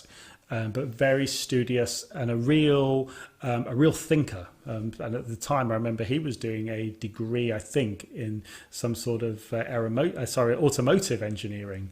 Wow. So he had a big say in the design of the car and stuff, which is way above my head. And I do remember him saying, actually, if I can work on the design of the car with Ferrari, and I can just get even a 0.0001% improvement in the performance of the car, then that makes a big difference in his world. So they really deal. Golly. I mean, anybody, I'm impressed with anybody that's any good at anything, and he really was top of his game. So really quite inspiring. Absolutely. That's quite remarkable. So where from there? So I realised then, having spoken to my friend who I went on the jump seat on the 747 with, he said, Ian, you need to get yourself into an airline. That's what you need to be doing. He didn't really understand the corporate world, and I must admit it's something which had never occurred to me, but it was very enjoyable and it was a great experience. But from there, I joined a company called Now Airlines. And they were based in Luton, and they had a very short existence. They made a couple of, I think you probably agree, schoolboy errors in that they were setting up as a low-cost airline from Luton, and they decided to lease 2 737s from EasyJet. So of course, how's that going to work? Yeah, exactly. So they never saw the airplanes. That whole thing just folded without even getting airborne. But however, that being said, we all went to a company called Globespan. They took us all en masse, and that was my first, which was a company based in Scotland. And I did some of the first flights for that company on the Boeing 737 there, the Boeing 737-300s they had initially. Then they had some Boeing 737s 800s directly from the manufacturer. And that was great, doing the base training around the UK, just taking myself and a training captain, took this aeroplane out for the day, going around to a few airfields. I think we went around to Prestwick and down to Doncaster and back around, just doing the sectors. And it was really good fun. I was going to say, that sounds like an absolute jolly. Well, it was. You'd park up somewhere, go for a cup of tea and a sticky bun, and jump back in your airplane, a bit like the days you did with the Cessna 152 and all of that stuff. So that was a great experience. And then they also had an interesting airplane, actually, a Boeing 737-600, which was the new generation aircraft, but it was a very short airplane. Now, the problem with this airplane was that it had a toilet at the very back of the aeroplane, no toilet at the front. So, they always say, drink lots of water. And I remember, so I drank lots of water like a good boy. And I remember always waiting for the passengers to get off as soon as you'd landed, because you were just bursting to go to the toilet. So it was a bit of a trudge to the back. So I always remember that. But so that was a nice little aeroplane, actually, a little 737. So I always remember that but I think the 737-300 was probably my favourite of the 737s to fly. It was really well balanced. It was a really lovely aircraft. I always thought the 737-800 was quite twitchy in roll, and then the 737-600, being a shorter fuselage, was quite twitchy in pitch. Always took quite a lot of trimming for each power change. Interesting, isn't it? So they flew quite differently, but I guess they're all on the same type certificate. Oh, absolutely, yeah. They're all a single type rating. And it was just the NG differences basically that you would do. But hey, it seems a long while ago now, because of course I'm a proper Airbus convert. So having that control column is very different to obviously having the side stick. And I remember at the time, how would I get on flying with a side stick? But yeah, it's quite, as you know, it's quite second nature very, very quickly, isn't it? And it's great for long haul, that's for sure. Oh, yes.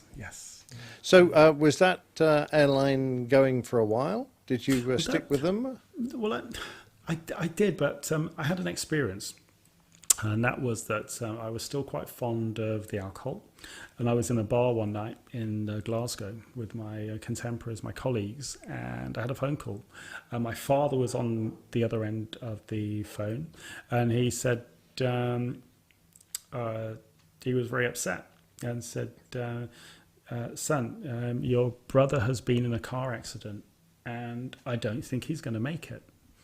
And Wow. I sort of realized that emotionally and personally there was maybe some sort of issue then, because and it's really quite sad to say this now, but I didn't feel anything. I was happy to keep drinking. I didn't have any feelings or anything, it was really strange. But So you didn't feel concern or worry? Or... No, not at all. And I said to my friends who I was with, that was my dad, who just said my brother's been in a car accident, and he said he doesn't think he's going to make it. And I was like, well, who's going to get the next beer? Wow. And it was really weird. My friends were there with like their jaws on the floor, and it was awful. The person that I turned into around that time, and then all would start to unravel, and I'd start to realize eventually what actually was going on. So this kind of was a moment of realization for you.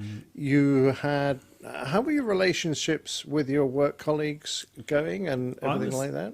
Well, I was definitely Mr. Party Central, that's for sure. I mean, one thing I will say, and it is something which really does need to be mentioned, and that is that never at any point would I be on an aircraft unable to function. Sure. But I certainly spent a lot of my time off the aircraft enjoying myself. And of course, with the condition, this condition gets worse and never better. That's very interesting. So did your brother make it, first of all? Yeah, well, he was in a coma for 13 days. And what happened was he pulled up to drive, to negotiate across a dual carriageway, and a car bashed into him from behind. He had the wheel turned, the steering wheel turned. So he then went into the dual carriageway, into the line of oncoming traffic, and a car then hit the passenger side of his car at about 60 miles an hour and pushed the A-frame of his car into his head. So he had epilepsy and all sorts, and he was, it was, so lucky. And this was sort of the early 2000s. This happened, 2006, around there. Pretty horrific. So I just am so grateful that he made it. But of course, he does suffer with epilepsy now and does suffer the emotional effects afterwards. And at that time, that really affected my parents. And my parents then, they were both diagnosed very quickly with cancer. Oh, hell. And so around that time, I decided to leave Globespan, and I applied for another job in my hometown, Birmingham. Yeah. So I worked for Monarch Airlines, and I did the type conversion then to fly the Airbus A320, but mainly the A321 actually in Monarch in Birmingham, which was a new experience. But as I said at the start of the interview, the problem is you can do all the geographicals. I can go to Scotland, I can go to Birmingham, but ultimately the problem will always be between my two ears. I'll always carry the problem with me. Or this, it is a problem, it's a condition. So I was working for Monarch, and even then, struggling to contain, that lifestyle. Had you recognised the fact that you were an alcoholic at that point? Well, I've since realised that I was an alcoholic. I was born alcoholic. And there's a couple of indications, and I truly believe this, and it's a condition for life, but it is a condition. It's a little bit like diabetes, that we can control it, but we can't cure it.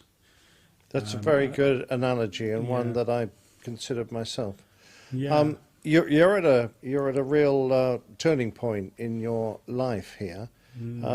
You're back drinking. You're holding down an airline job. But you obviously need to change your life somehow. And I think we'll be able to talk about that at length next week, Ian, if that's okay. Absolutely. Oh, great. Thank you, Nick. All right. Chat to you next week. Brilliant. See you then. Wow, talk about the worst run of luck. We were saying in between there. Ian's honesty and his candidness about the whole thing is incredible, and we'll hear more about that in part 3 next week. Indeed. Looking forward to that. Yeah. I said it before last week. I listened to this series on another aviation podcast, but it's on APG. But it's nice to have that visual content as well alongside. Yes. Be able to see. So yes, our personal thanks to both Ian and Nick for putting that together for us, and of course Nev for sitting there and stitching it all together. Because with 3 camera angles and all that can't have been the easiest. It took a while. A time-consuming mashup, shall we say? Oh dear. So it's time to move on to the military news segment this week, and Armando sent some videos in. So if everyone is ready, indeed, let's go.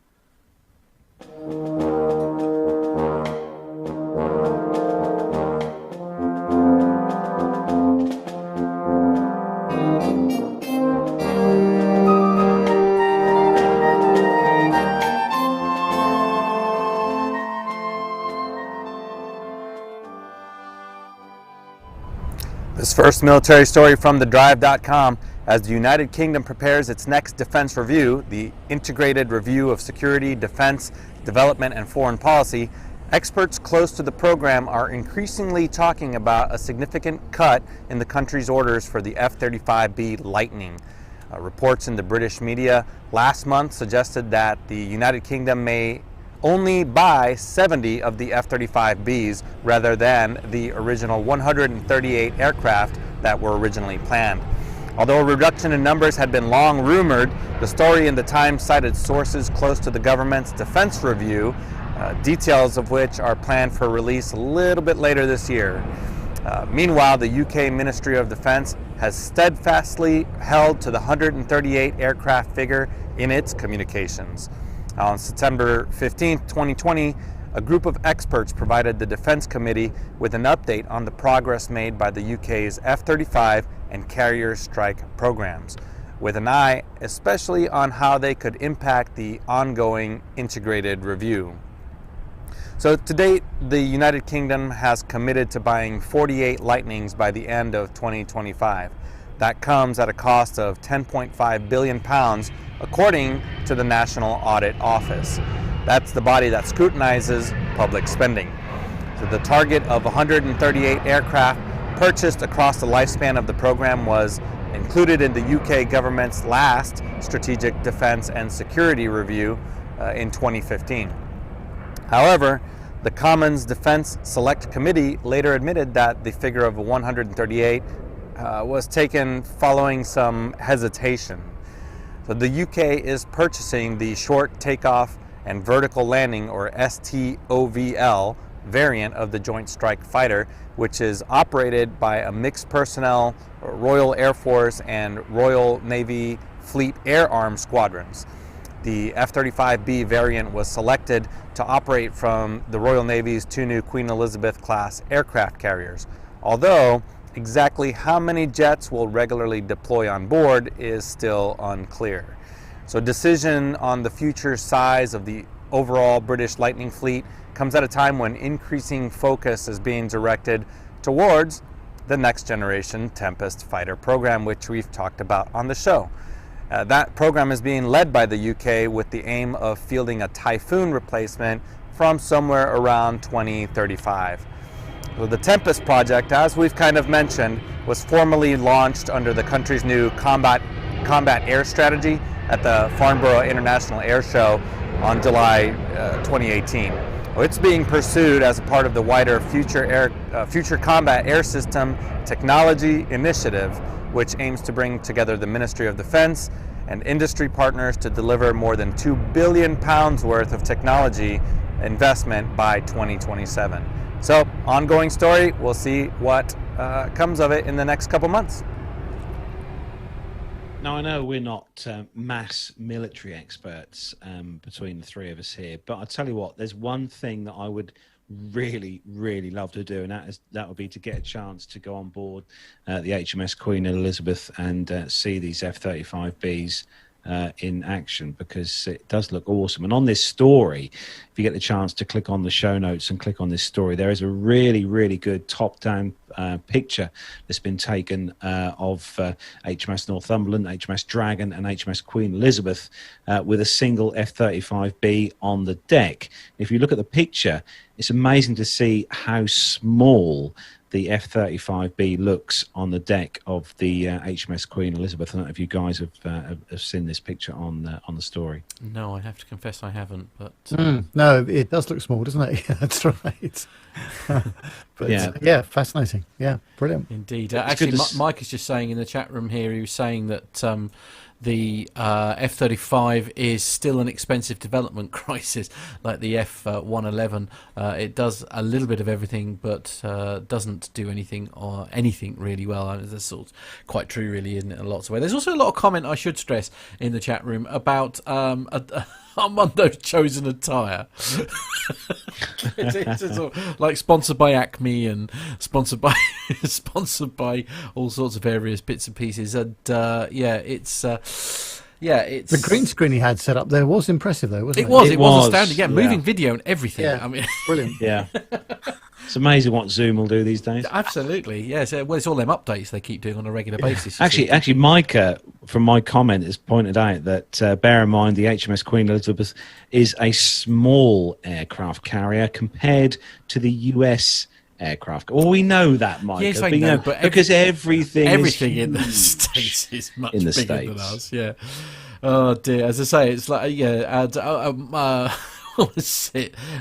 even their F-35Bs are bigger than ours, but that's because they have Wendy's and we don't. I know, but I believe the phrase goes along the lines of it's not the size, it's what you do with it, or something. Something I heard once. I don't know. Moving swiftly on. Indeed, Nev, you've got the next military story. Yes, it's on Defence News, and it's all about the Air Force new fighter jet. This is the secret 6th generation fighter, and the US Air Force revealed this week it has secretly designed, built and tested a new prototype fighter jet. The fighter, about which we know virtually nothing, has already flown and broken records.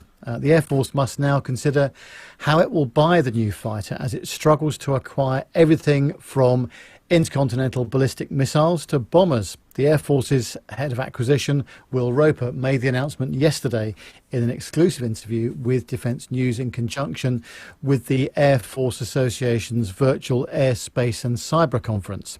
The Air Force built the new fighter under its Next Generation Air Dominance, or NGAD, programme, which aims to build a jet that would supplement and perhaps even replace the Lockheed Martin F-22 Raptor. According to Defence News, the Air Force developed the new fighter in about a year, a staggeringly short amount of time by modern standards. The Air Force developed a virtual version of the jet and then proceeded to build and fly a full-size prototype complete with mission systems. This is in stark contrast to the F-35 Joint Strike Fighter. The X-35, an early technology demonstrator which first flew in 2000, 4 years after Lockheed Martin signed the contract to build it. It might be better, however, to compare this new mystery jet to the first actual F-35 fighter, which flew in 2006. That means it took the Air Force just 1 year to get to the point with NGAD fighter that it reached in 10 years with the F-35. This appears to be the record the Air Force claims the new plane is smashing, and is probably right. So in fact, we don't know which defence contractor designed and prototyped the new jet, although it's also almost certainly one of the big aerospace giants such as Lockheed Martin, Northrop Grumman or Boeing. We don't know where it flew and where it is now. We don't know how many prototypes exist. We don't know what it looks like, what it's called, how fast it flies, how manoeuvrable it is, and what special capabilities it has. In fact, we know nothing about this jet at all. Right. So that's why it's been secretly designed, built and tested. So I'm sure all will be revealed at some point. Yes, absolutely. This Apparently it's been designed by Fisher-Price. But okay. Has it? Right. Okay. Yes, interestingly, as I say, without Armando here, of course, we have got Uncle Micah has joined us just in time. He's saying what we don't know is what the difference is in capability with a 6th generation fighter compared to a 5th generation fighter. Is he referring to the previous story? Perhaps he is. Perhaps I'm getting myself in a muddle here. do we need any fighters? God, we're not at war, honestly. Oh, don't say that. Blimey. We are with war with COVID. Yes, I'm not quite sure with the 6-person rule. Yeah, I'm not 100% sure how useful a fighter jet is at dealing with. I suppose you could sort of put some kind of disinfectant bomb in it or something, and sort of away you go. But it's. I like Jacob Darlington Brown's idea. 6th generation will probably have milkshake makers and pasta machines. Right, I think that's the future. Good. Yeah. I like that idea. It's clearly a good idea. Yes, Armando has got the last story, and this story we're going futuristic. The commander of Air Force Special Operations Command said on Tuesday that he's not interested in acquiring the prototype tilt-rotor aircraft being evaluated in the Army's Future Vertical Lift effort as a potential replacement for the CV-22 Osprey. Army modernization officials are evaluating 2 experimental aircraft, which we've talked about, under the FVL for the Future Long-Range Assault Aircraft, or the FLRAA, which is a Sikorsky-Boeing SB-1 coaxial rotor Defiant helicopter prototype and Bell Textron's V-280 Valor tilt-rotor helicopter prototype. The Army hopes to select one design to replace the venerable UH-60 Black Hawk and go into full-rate production by 2030. But even if the Army does select the tilt-rotor V-280, Air Force Special Operations Commander Lieutenant General Jim Slife said that the Valor is not advanced enough to replace the CV-22, which is the Air Force Special Operations variant of the V-22 tilt-rotor transport. According to him, he says, "I don't see the V-280 as a replacement for the V-22." He told reporters at the Air Force's Air and Space Symposium. He said, when the time comes for a follow-on to the V-22, I think we are looking for a generation beyond kind of tilt-rotor technology, said the general. He later added on that AFSOC, or Special Operations Command, is looking for an aircraft that will provide speeds closer to jet-like performance, and that they are not just looking at marginal improvement in speed and range and reliability. According to the general, says we are looking at a generational movement for vertical takeoff and landing capability going into the future. Now, General Slife did say that U.S. Special Operations Command will likely be interested in whichever prototype the Army selects for its new FLRAA design, since SOCOM is committed to Army helicopter aviation under the FVL. I know that's a lot of acronyms, but basically he's saying that the Air Force is not part of the Future Vertical Lift program, and that is not the type of technology that the General Slife thinks that they're going to be eventually looking for to replace that V-22. So additionally, he said he wouldn't go into specific details, but he did say that there are a number of technology and drive system proposals out there, that look like they may be within the realm of possibility that could provide that generational step ahead in technology to get Air Force Special Operations Command into this jet speed kind of capability. So I know that was a heavy acronym article, but it's basically saying that, or actually kind of a reminder that Air Force Special Operations Command is different than United States Special Operations Command, and they may have different cooperative yet competing capabilities, goals for the near future. So there you go. That location, by the way. I know stuff I'm taking gonna off left, right, and centre. Set the benchmark now, because from now on we need to just go and do the show, and we'll all be in different airports. Nev can be at his local airport. We'll be at Norwich International World. Well, no, I'll need to still be in the studio, mate. It's all very well these lovely, but somebody's got to tie all the feeds together and put them out on YouTube. So you can go and stand in a freezing cold airfield if you like. I'll stay in my nice studio, thank you. The trouble is the nights are drawing in now, so it's it's dark. I think now we may have missed the window of opportunity for this year. It has to be said. Oh dear, never mind. Okay, shall we move on then to... Yes, let's move on to the next part of the show. So for those of you who've been watching the show, will have obviously been watching the Plain Truth segment that Matt's been doing with Captain Al. And on this week's segment, it's all about weather data.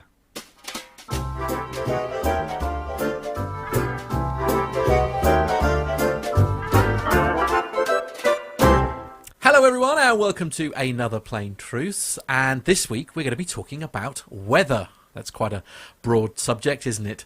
Joining me as always is my friend, your friend, it is the legend that is Captain Al. Hi Captain Al. Oh, very good evening, Matt. Thanks for joining us as always, and I'm delighted to say that joining us again this week is the lovely chap that is Dan Hawley. Hi Dan. You're too kind, Matt. Good evening. How are you? I'm living life's eternal dream every single day. There we are. So now we can't have access to an actual trained meteorologist and not talk about weather. So the question that I have for you gentlemen this evening is weather.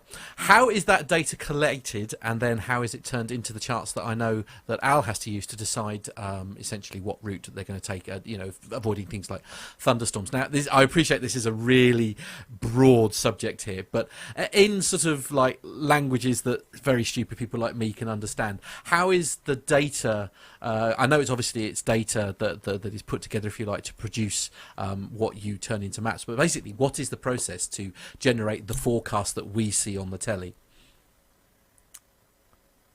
Yeah, so basically we need measurements. That comes obviously from aircraft, but also quite a lot from weather balloons. They go up twice a day in many locations around the world. There's about 5 locations in the UK and 2 in Ireland that go up at midnight and midday, and they measure the temperature, the pressure, humidity and so forth at every level, going all the way up to the top of the troposphere, which is the lowest layer of the atmosphere where all the weather happens.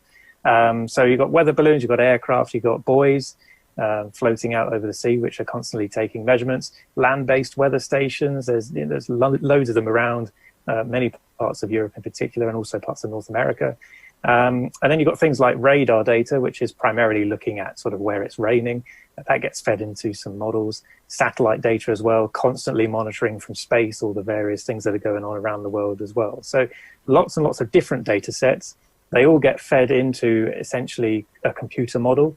There are many different computer models, all run by the different national Met agencies around the world as well. And even here at WeatherQuest, we run our own computer model primarily focused on the UK. So all of this observational data gets fed into a numerical weather prediction model, and basically a bunch of calculations are then run using this data to try and then simulate what the weather will do going forward in time. But we always say your forecast is only as good as the data you actually put into it at the beginning. So if you're missing a lot of data right now, then we won't have a clear understanding as to what's going on right now in order to then work out what's going to happen further down the line. So observations are crucial. Run these calculations forward, and ultimately you get some output at the other end, again another data set telling you what's going to happen at any location around the world at so many hours further ahead into the future. So that data that you've essentially collated and fed into a machine, how does that then turn into the forecast that we all see on television? And I know you do a little bit of deputising for our local Look East weather here in the east of England. So I mean, how do you go from that data, if you like, to predicting what's going to happen, say, tomorrow?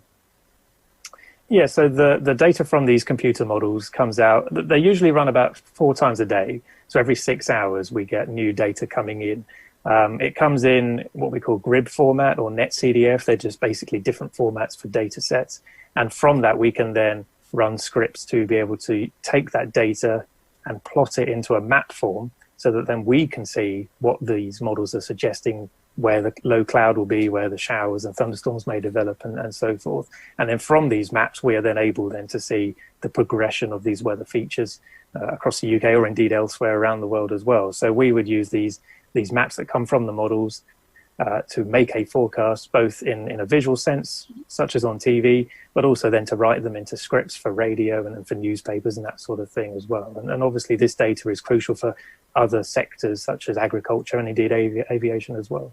Indeed, and while we're talking about aviation, that information presumably is crucial to you, Al, when it comes to deciding where you're going to, what route you're going to take. For example, if you're flying to, let's say, Hungary. Yeah, absolutely. I mean, an awful lot of this is delegated to computer flight planning. So there are a variety of elements to be considered. First of all, the weather at the point of departure, the en route weather, and the weather at the destination. So, for example, the weather at the point of departure, if it's particularly foggy, then there are going to be delays in departure because the number of aircraft movements will be substantially less than in good visibility. Then the en route weather, well, that's a couple of factors. Optimizing the route to make use of the upper atmosphere winds.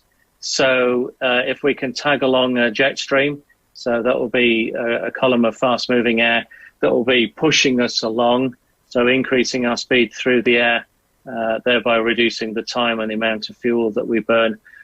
Or conversely, if there are headwinds, trying to minimize the impact that they might take. And as we've talked about in other aspects, that's all three-dimensional. So you've got to think vertically and laterally, because just deviating, 50 or 60 miles laterally could be the difference between a 60-knot headwind and a 10-knot tailwind. And similarly, in a vertical profile. Then there's the considerations of significant weather en route, so thunderstorms, turbulence, icing is a big factor. Less so for jet aircraft that are typically flying at high altitudes, but when we have to descend into the lower atmosphere, icing is a consideration. And then weather at destination, so whether it be windy, as we've experienced in recent days here in the UK, that can have a significant effect. We had last year we had Storm Kira that had quite a phenomenal effect on aviation in the UK and in the near continent.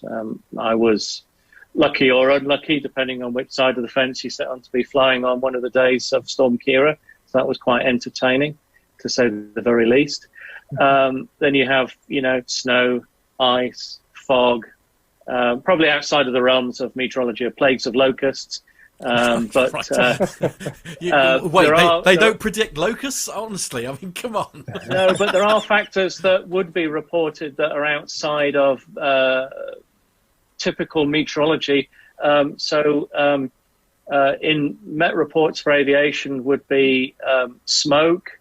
So if you operating somewhere to an airport that's being adversely affected by smoke, so forest fires or industrial fires, they would be in the Met report.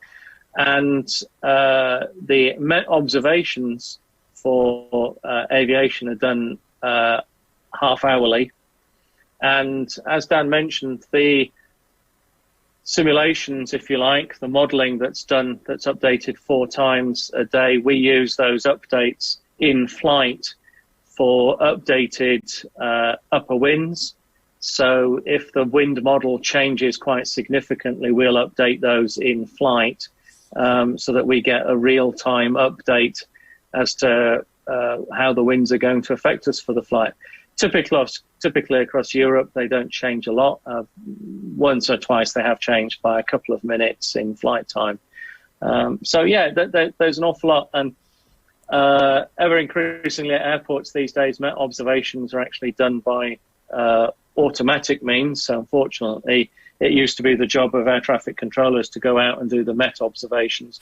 They're increasingly done automatically. But yeah, weather and aviation go hand in glove with each other. It's quite a big factor in what we do. And, severe weather is a challenge. But so is, forecasting, for example, the location of thunderstorms. I'd imagine, Dan, that's quite a challenge to accurately predict the start and end time and geographic location of a thunderstorm. Yeah, that's right. And recently in the UK, we've had a whole week of active thunderstorms. And as you say, trying to pinpoint exactly where they'll form is quite crucial. And worth stressing, I guess, the models we've talked about here, as I say, every different Met agency runs their own model, and each of those models has slightly different physics that's used, slightly different equations. So actually the output that comes out the other end may differ slightly between each model. So, we look at about 10 different models, I guess, and they run every 6 hours as well. And we are trying to make a forecast from all of these different models and trying to come to some sort of consensus of what the most likely outcome is going to be. But one model may have a thunderstorm over Manchester, for example, whereas another one may have it over Birmingham. So it's trying to come up with the most likely scenario. Is it going to be Manchester? Is it going to be Birmingham? Or is it somewhere in between? So these models trying to pinpoint where these thunderstorms are. But as a forecaster, you use, sort of experience over the years as to which of these models tends to handle certain situations better. And then that may sway your decision as to which one you perhaps favor to drive the story going forward in time. But when it comes to thunderstorms, we often describe it as a bit like a pan of water on a stove, for example, on the hob. If you turn the hob on and heat that water, bubbles are going to appear at some point, but you don't quite know exactly where the first bubble is going to appear. And it's the same with convection and thunderstorms. The risk is there. The atmosphere is primed for those to develop. You don't quite know exactly where they are. So quite often you're looking for surface features if they're what we call surface-based thunderstorms. And that is that they are driven by what's going on at ground level. So the temperature is rising during the day.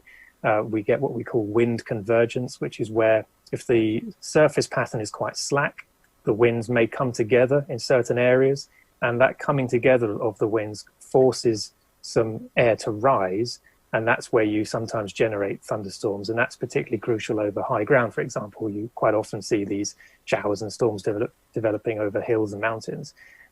So that's the main thing you can look at. You can say, I think the Chilterns probably will develop these today. And then obviously on top of that, you've got to then work out if they develop here, where will the steering winds blow them? And will they then drift perhaps close to an airport further down the line? So there's lots to play for. And quite often when there are thunderstorms in the forecast, it tends to be a bit more broad brush. You can highlight certain areas where you think they are most likely to develop. So certain parts of counties, for example. But you couldn't say specifically, I think there will be one in Manchester at 3 o'clock in the afternoon. You would probably say something like, there's a risk of them between, say, 1 o'clock and 5 o'clock. And yeah, one may turn up at 3 o'clock, but at least you've sort of broadened that risk just in case one were to develop slightly early or come in slightly later in the day. Or if you live where we do, you get very excited because it says there's going to be thunderstorms, and then you get one clap, and then that's literally it, and you're devastated for the rest of the day. But that's the joys of living on the Norfolk-Suffolk border, I suspect. Dan, I was going to say, Dan, how do you feel about whether forecast should be, if you like, the pint glass half full or half empty? Because one of the challenges that we face in aviation, obviously we have coded forecasts because they all go back to teletype machines, and aviation really hasn't advanced very much. So we're still quite regimented in our coding of is it like the shipping forecast, is it? Well, very much so, yes. So we have prob 30, so a 30% chance. So we will quite often see in the forecast for, say, for example, just about every airport in the UK, 30% chance of the worst weather that you've ever had in your life. And it will be just for every airport. So it's always been, it's a fine balance, of course, because as a forecaster, you're only as good as your last forecast. It's a bit like being a pilot and landings. So, we're in the UK, we're very minded of a very, famous weather forecaster who went on, national TV and said, there is no hurricane, it's not going to happen. Oh, poor Michael Fish. He'll never be allowed to live that down, will he? But quite clearly, if he'd gone the other side of the pint glass and said, yeah, absolutely, we, as a country, we're going to be destroyed by this, this hurricane. There is that happy ground in the middle. But one of the risks in being unduly negative in forecasting is that you just create this layer of what we call prob 30 tempo. And we just go, yeah, it's not going to happen. It's a prob 30 temporarily. And it's just, you might as well just have omitted it from the forecast. So I was just puzzled as if you were a half full or half empty forecaster. I was always taught at the beginning of my career by Jim, my old boss, that especially when it comes to the tourism industry, Easter in particular, that's considered the beginning of the sort of tourism season, if you like, in the UK. To always be very careful about how you word the forecast around that time, but really any time during the year, and to be sort of unbiased. So, some people may want rain and others may not. So we tend not to sway either side, really. We just tell it like it is. And if we think there's a risk of showers, yeah, we will mention them, but perhaps not mention them too much, so to make it sound like a negative forecast.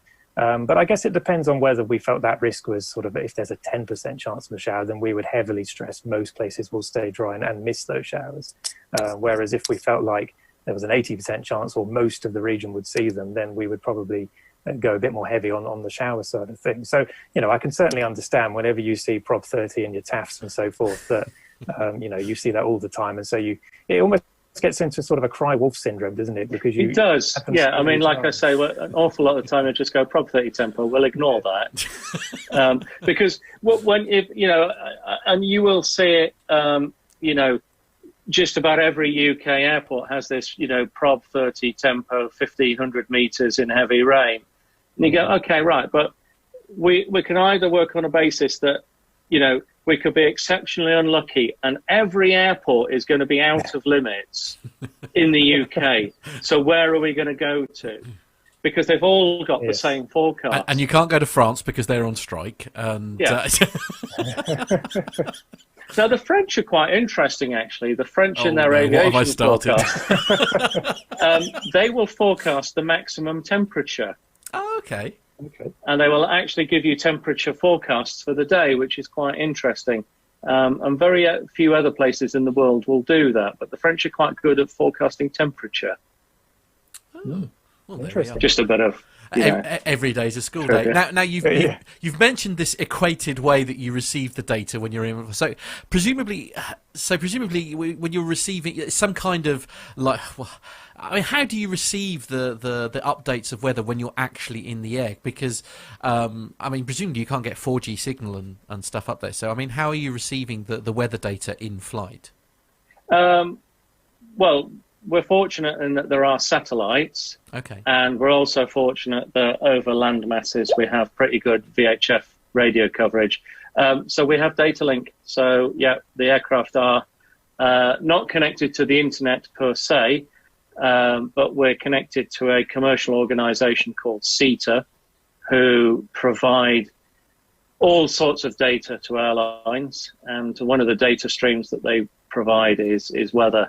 So via CETA, we can update the en route winds, and we can also get updates of the terminal area forecasts and the METARs, which are the actual MET reports. So the METARs are done every half hour. In the UK, they're done at 20 past and at 10 to the hour.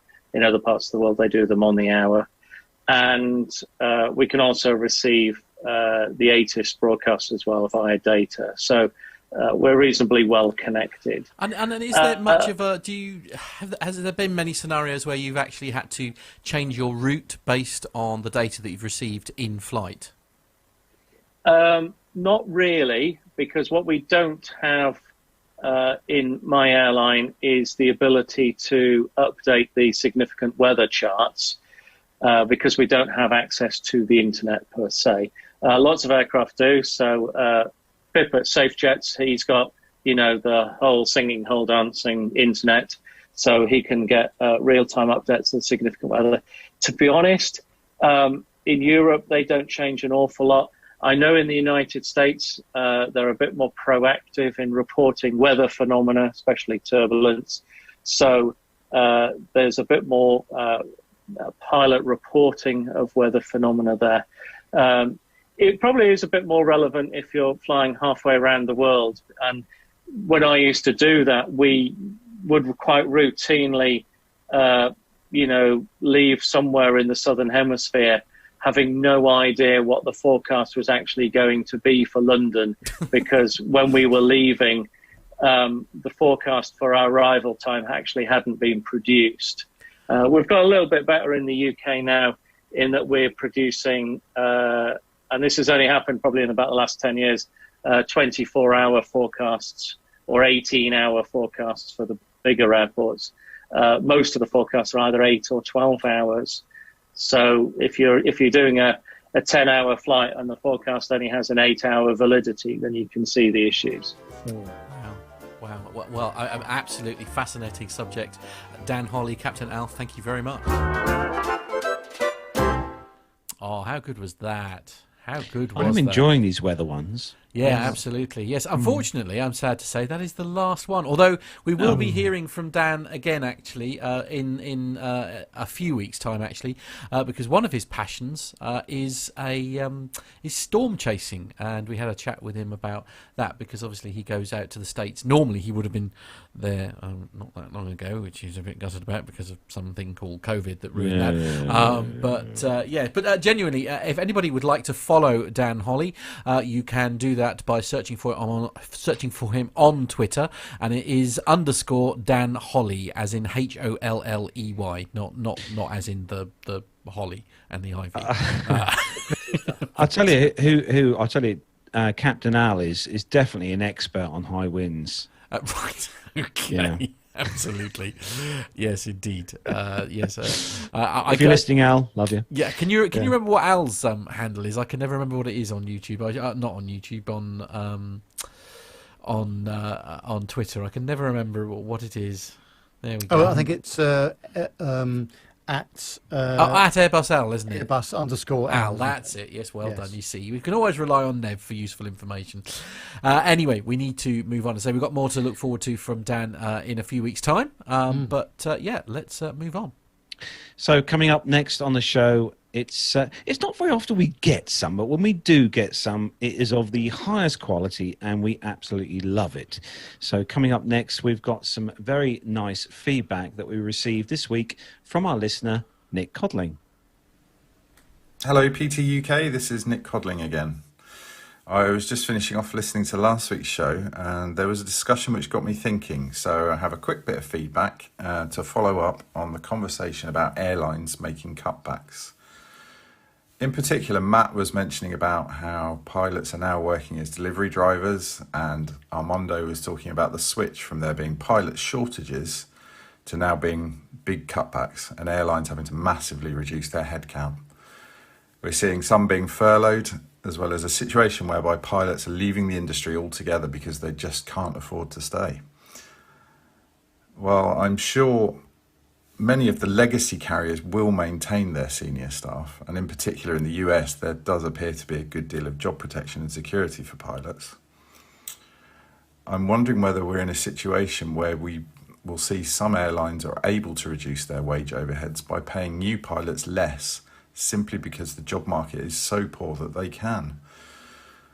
Could this have the effect of smaller operators taking on less experienced pilots that are prepared to work for less money?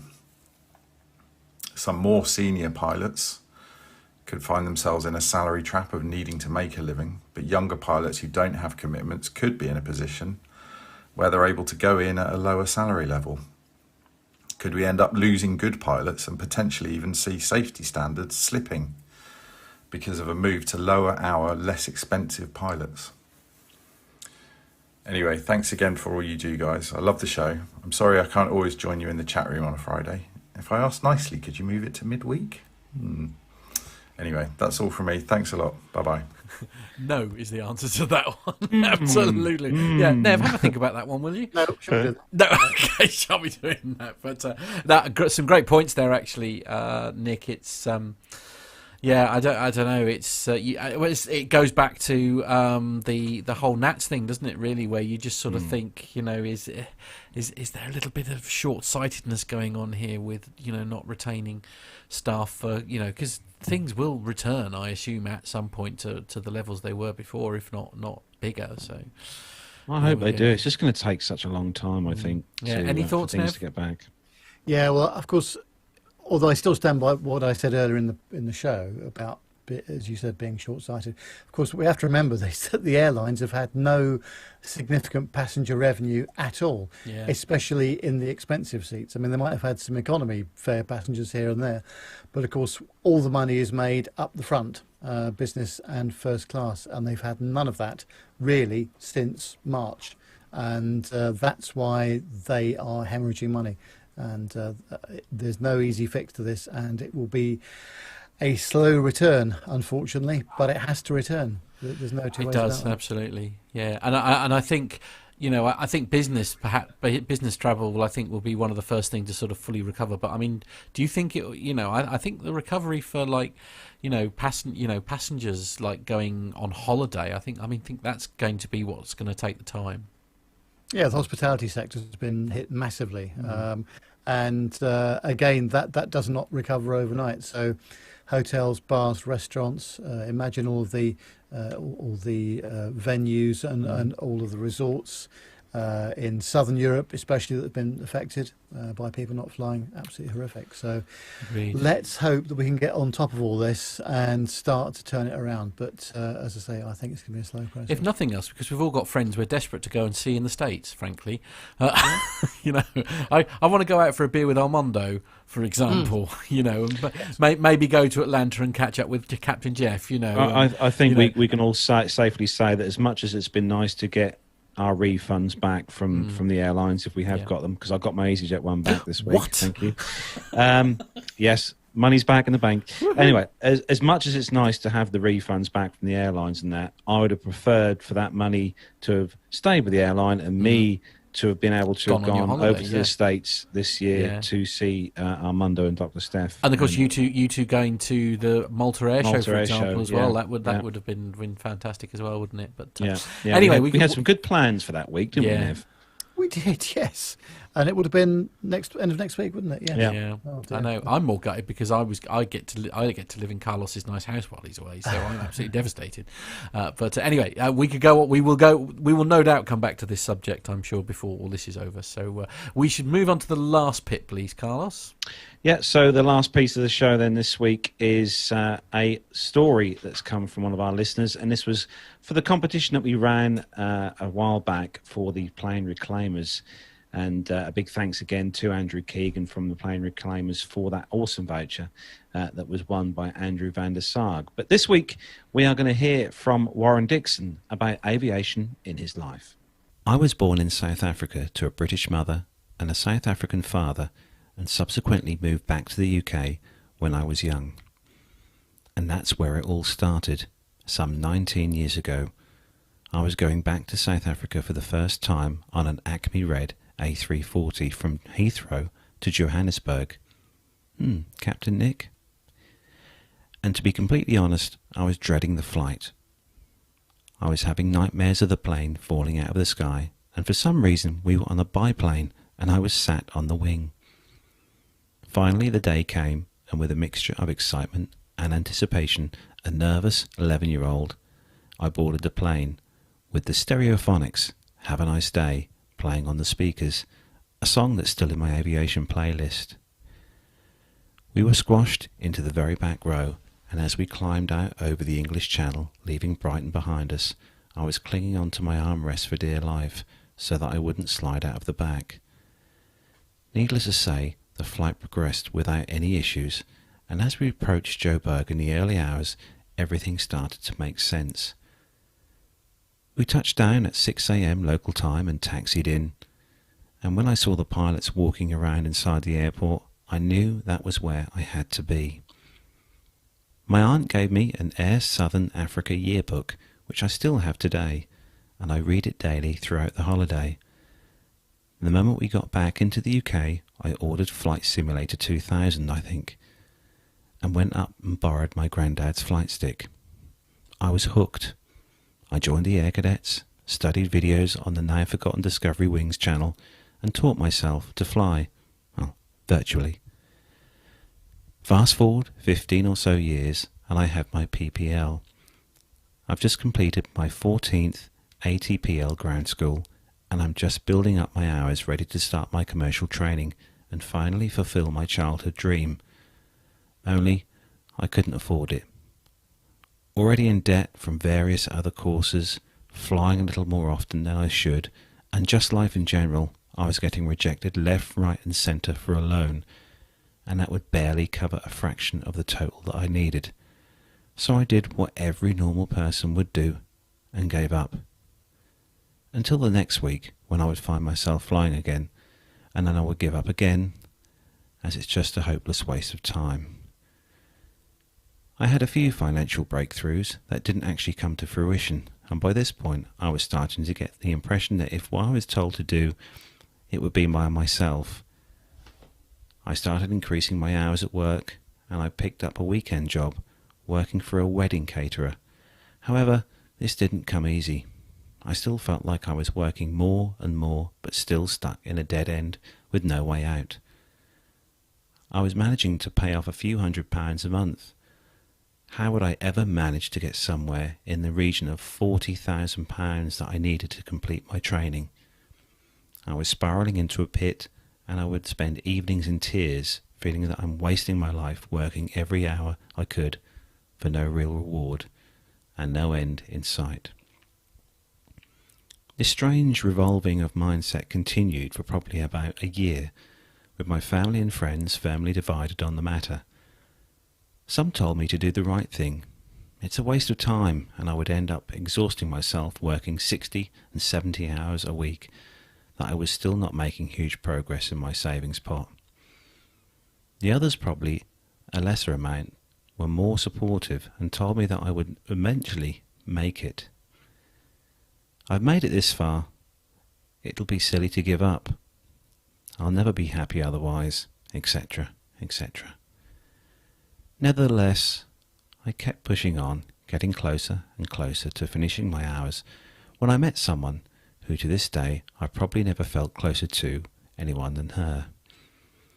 She wasn't best pleased about the amount of hours that I'd worked, but she was at university, so she understood the commitment and time investment that I needed.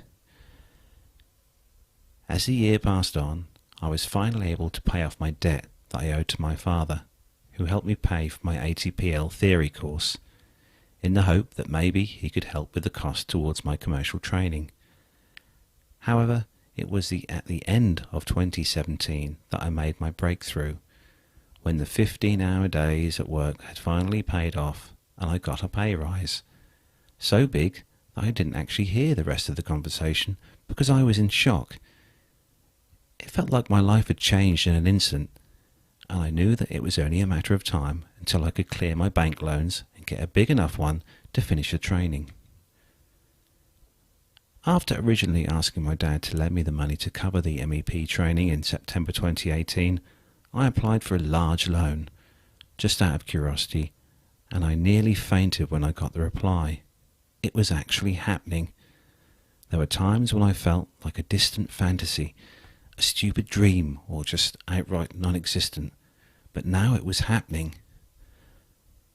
I signed up to a well-known flying school in North London, starting with the MEP and MEIR as my IMC rating, now called the Restricted IR.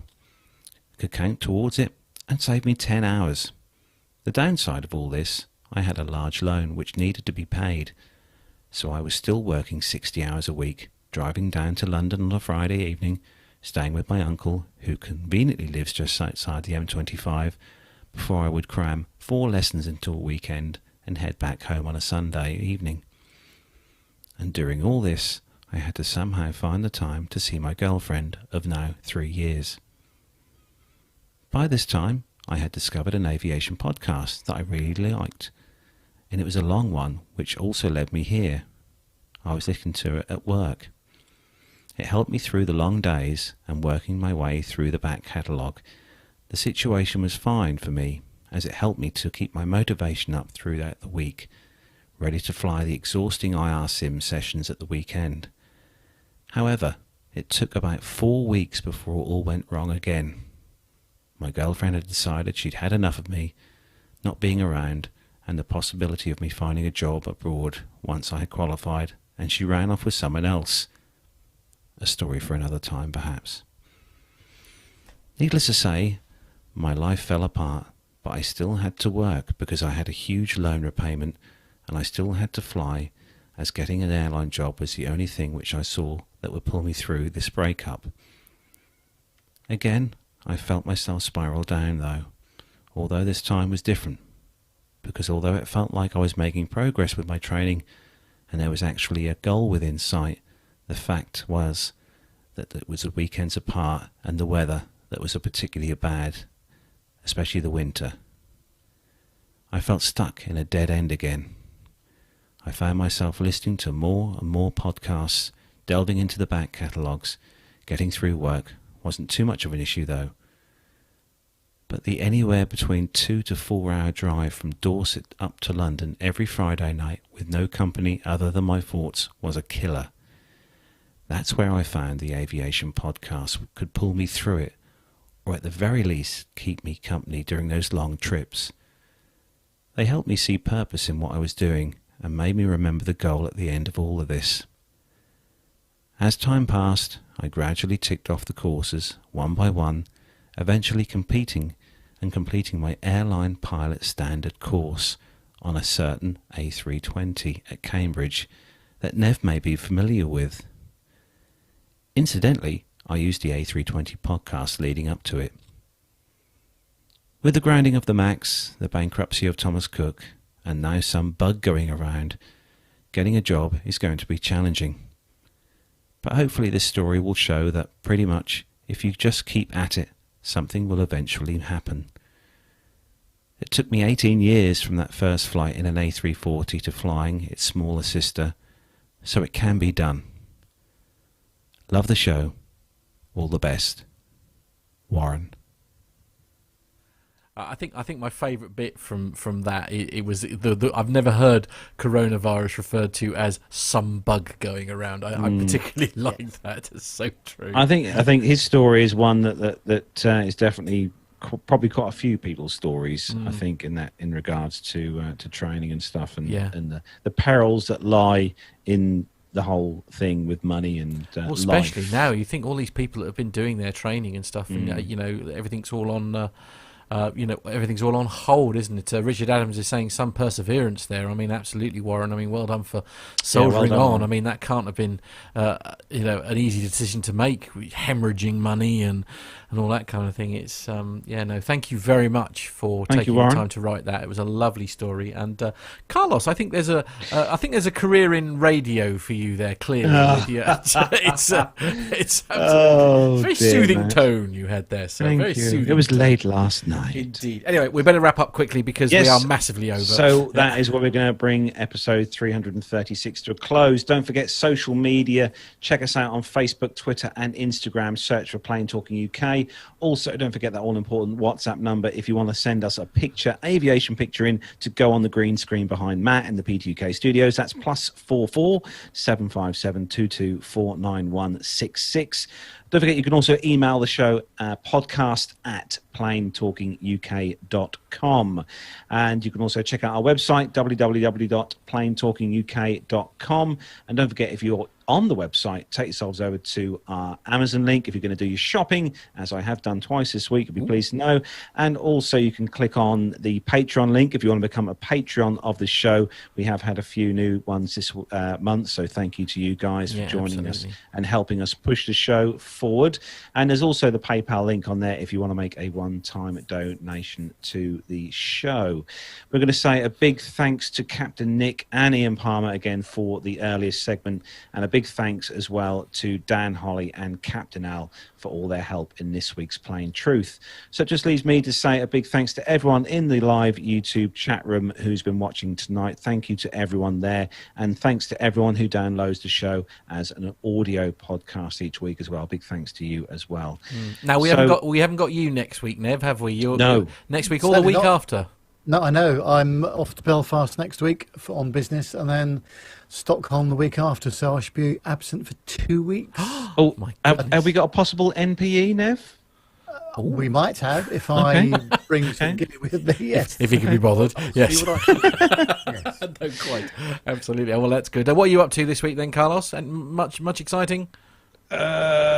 Just driving the truck this week again. Right, yes, okay. Bit the same for me. I'm doing as what my mum likes to refer to as a work sandwich.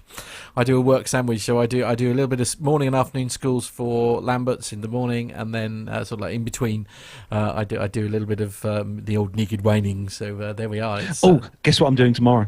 Buying some wine.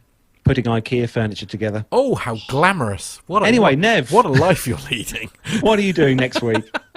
Well, as I say, I'm off to Belfast on Tuesday for the week, which I'm looking forward to. Great city, great people as well. So, yes, looking forward to that very much. We'll miss you next week, Nev, so make sure you take plenty of nice pictures of aviation stuff. So that's it then, guys. From me, Carlos, here in my home studio, from Matt over in the PTUK studios, and from Nev in the glorious NevTech Studios. Have a great weekend. Have a safe weekend. Take care, everyone, and see you next week. Take care, everyone. Bye, Bye-bye. everybody. See you. Bye. Bye, everybody.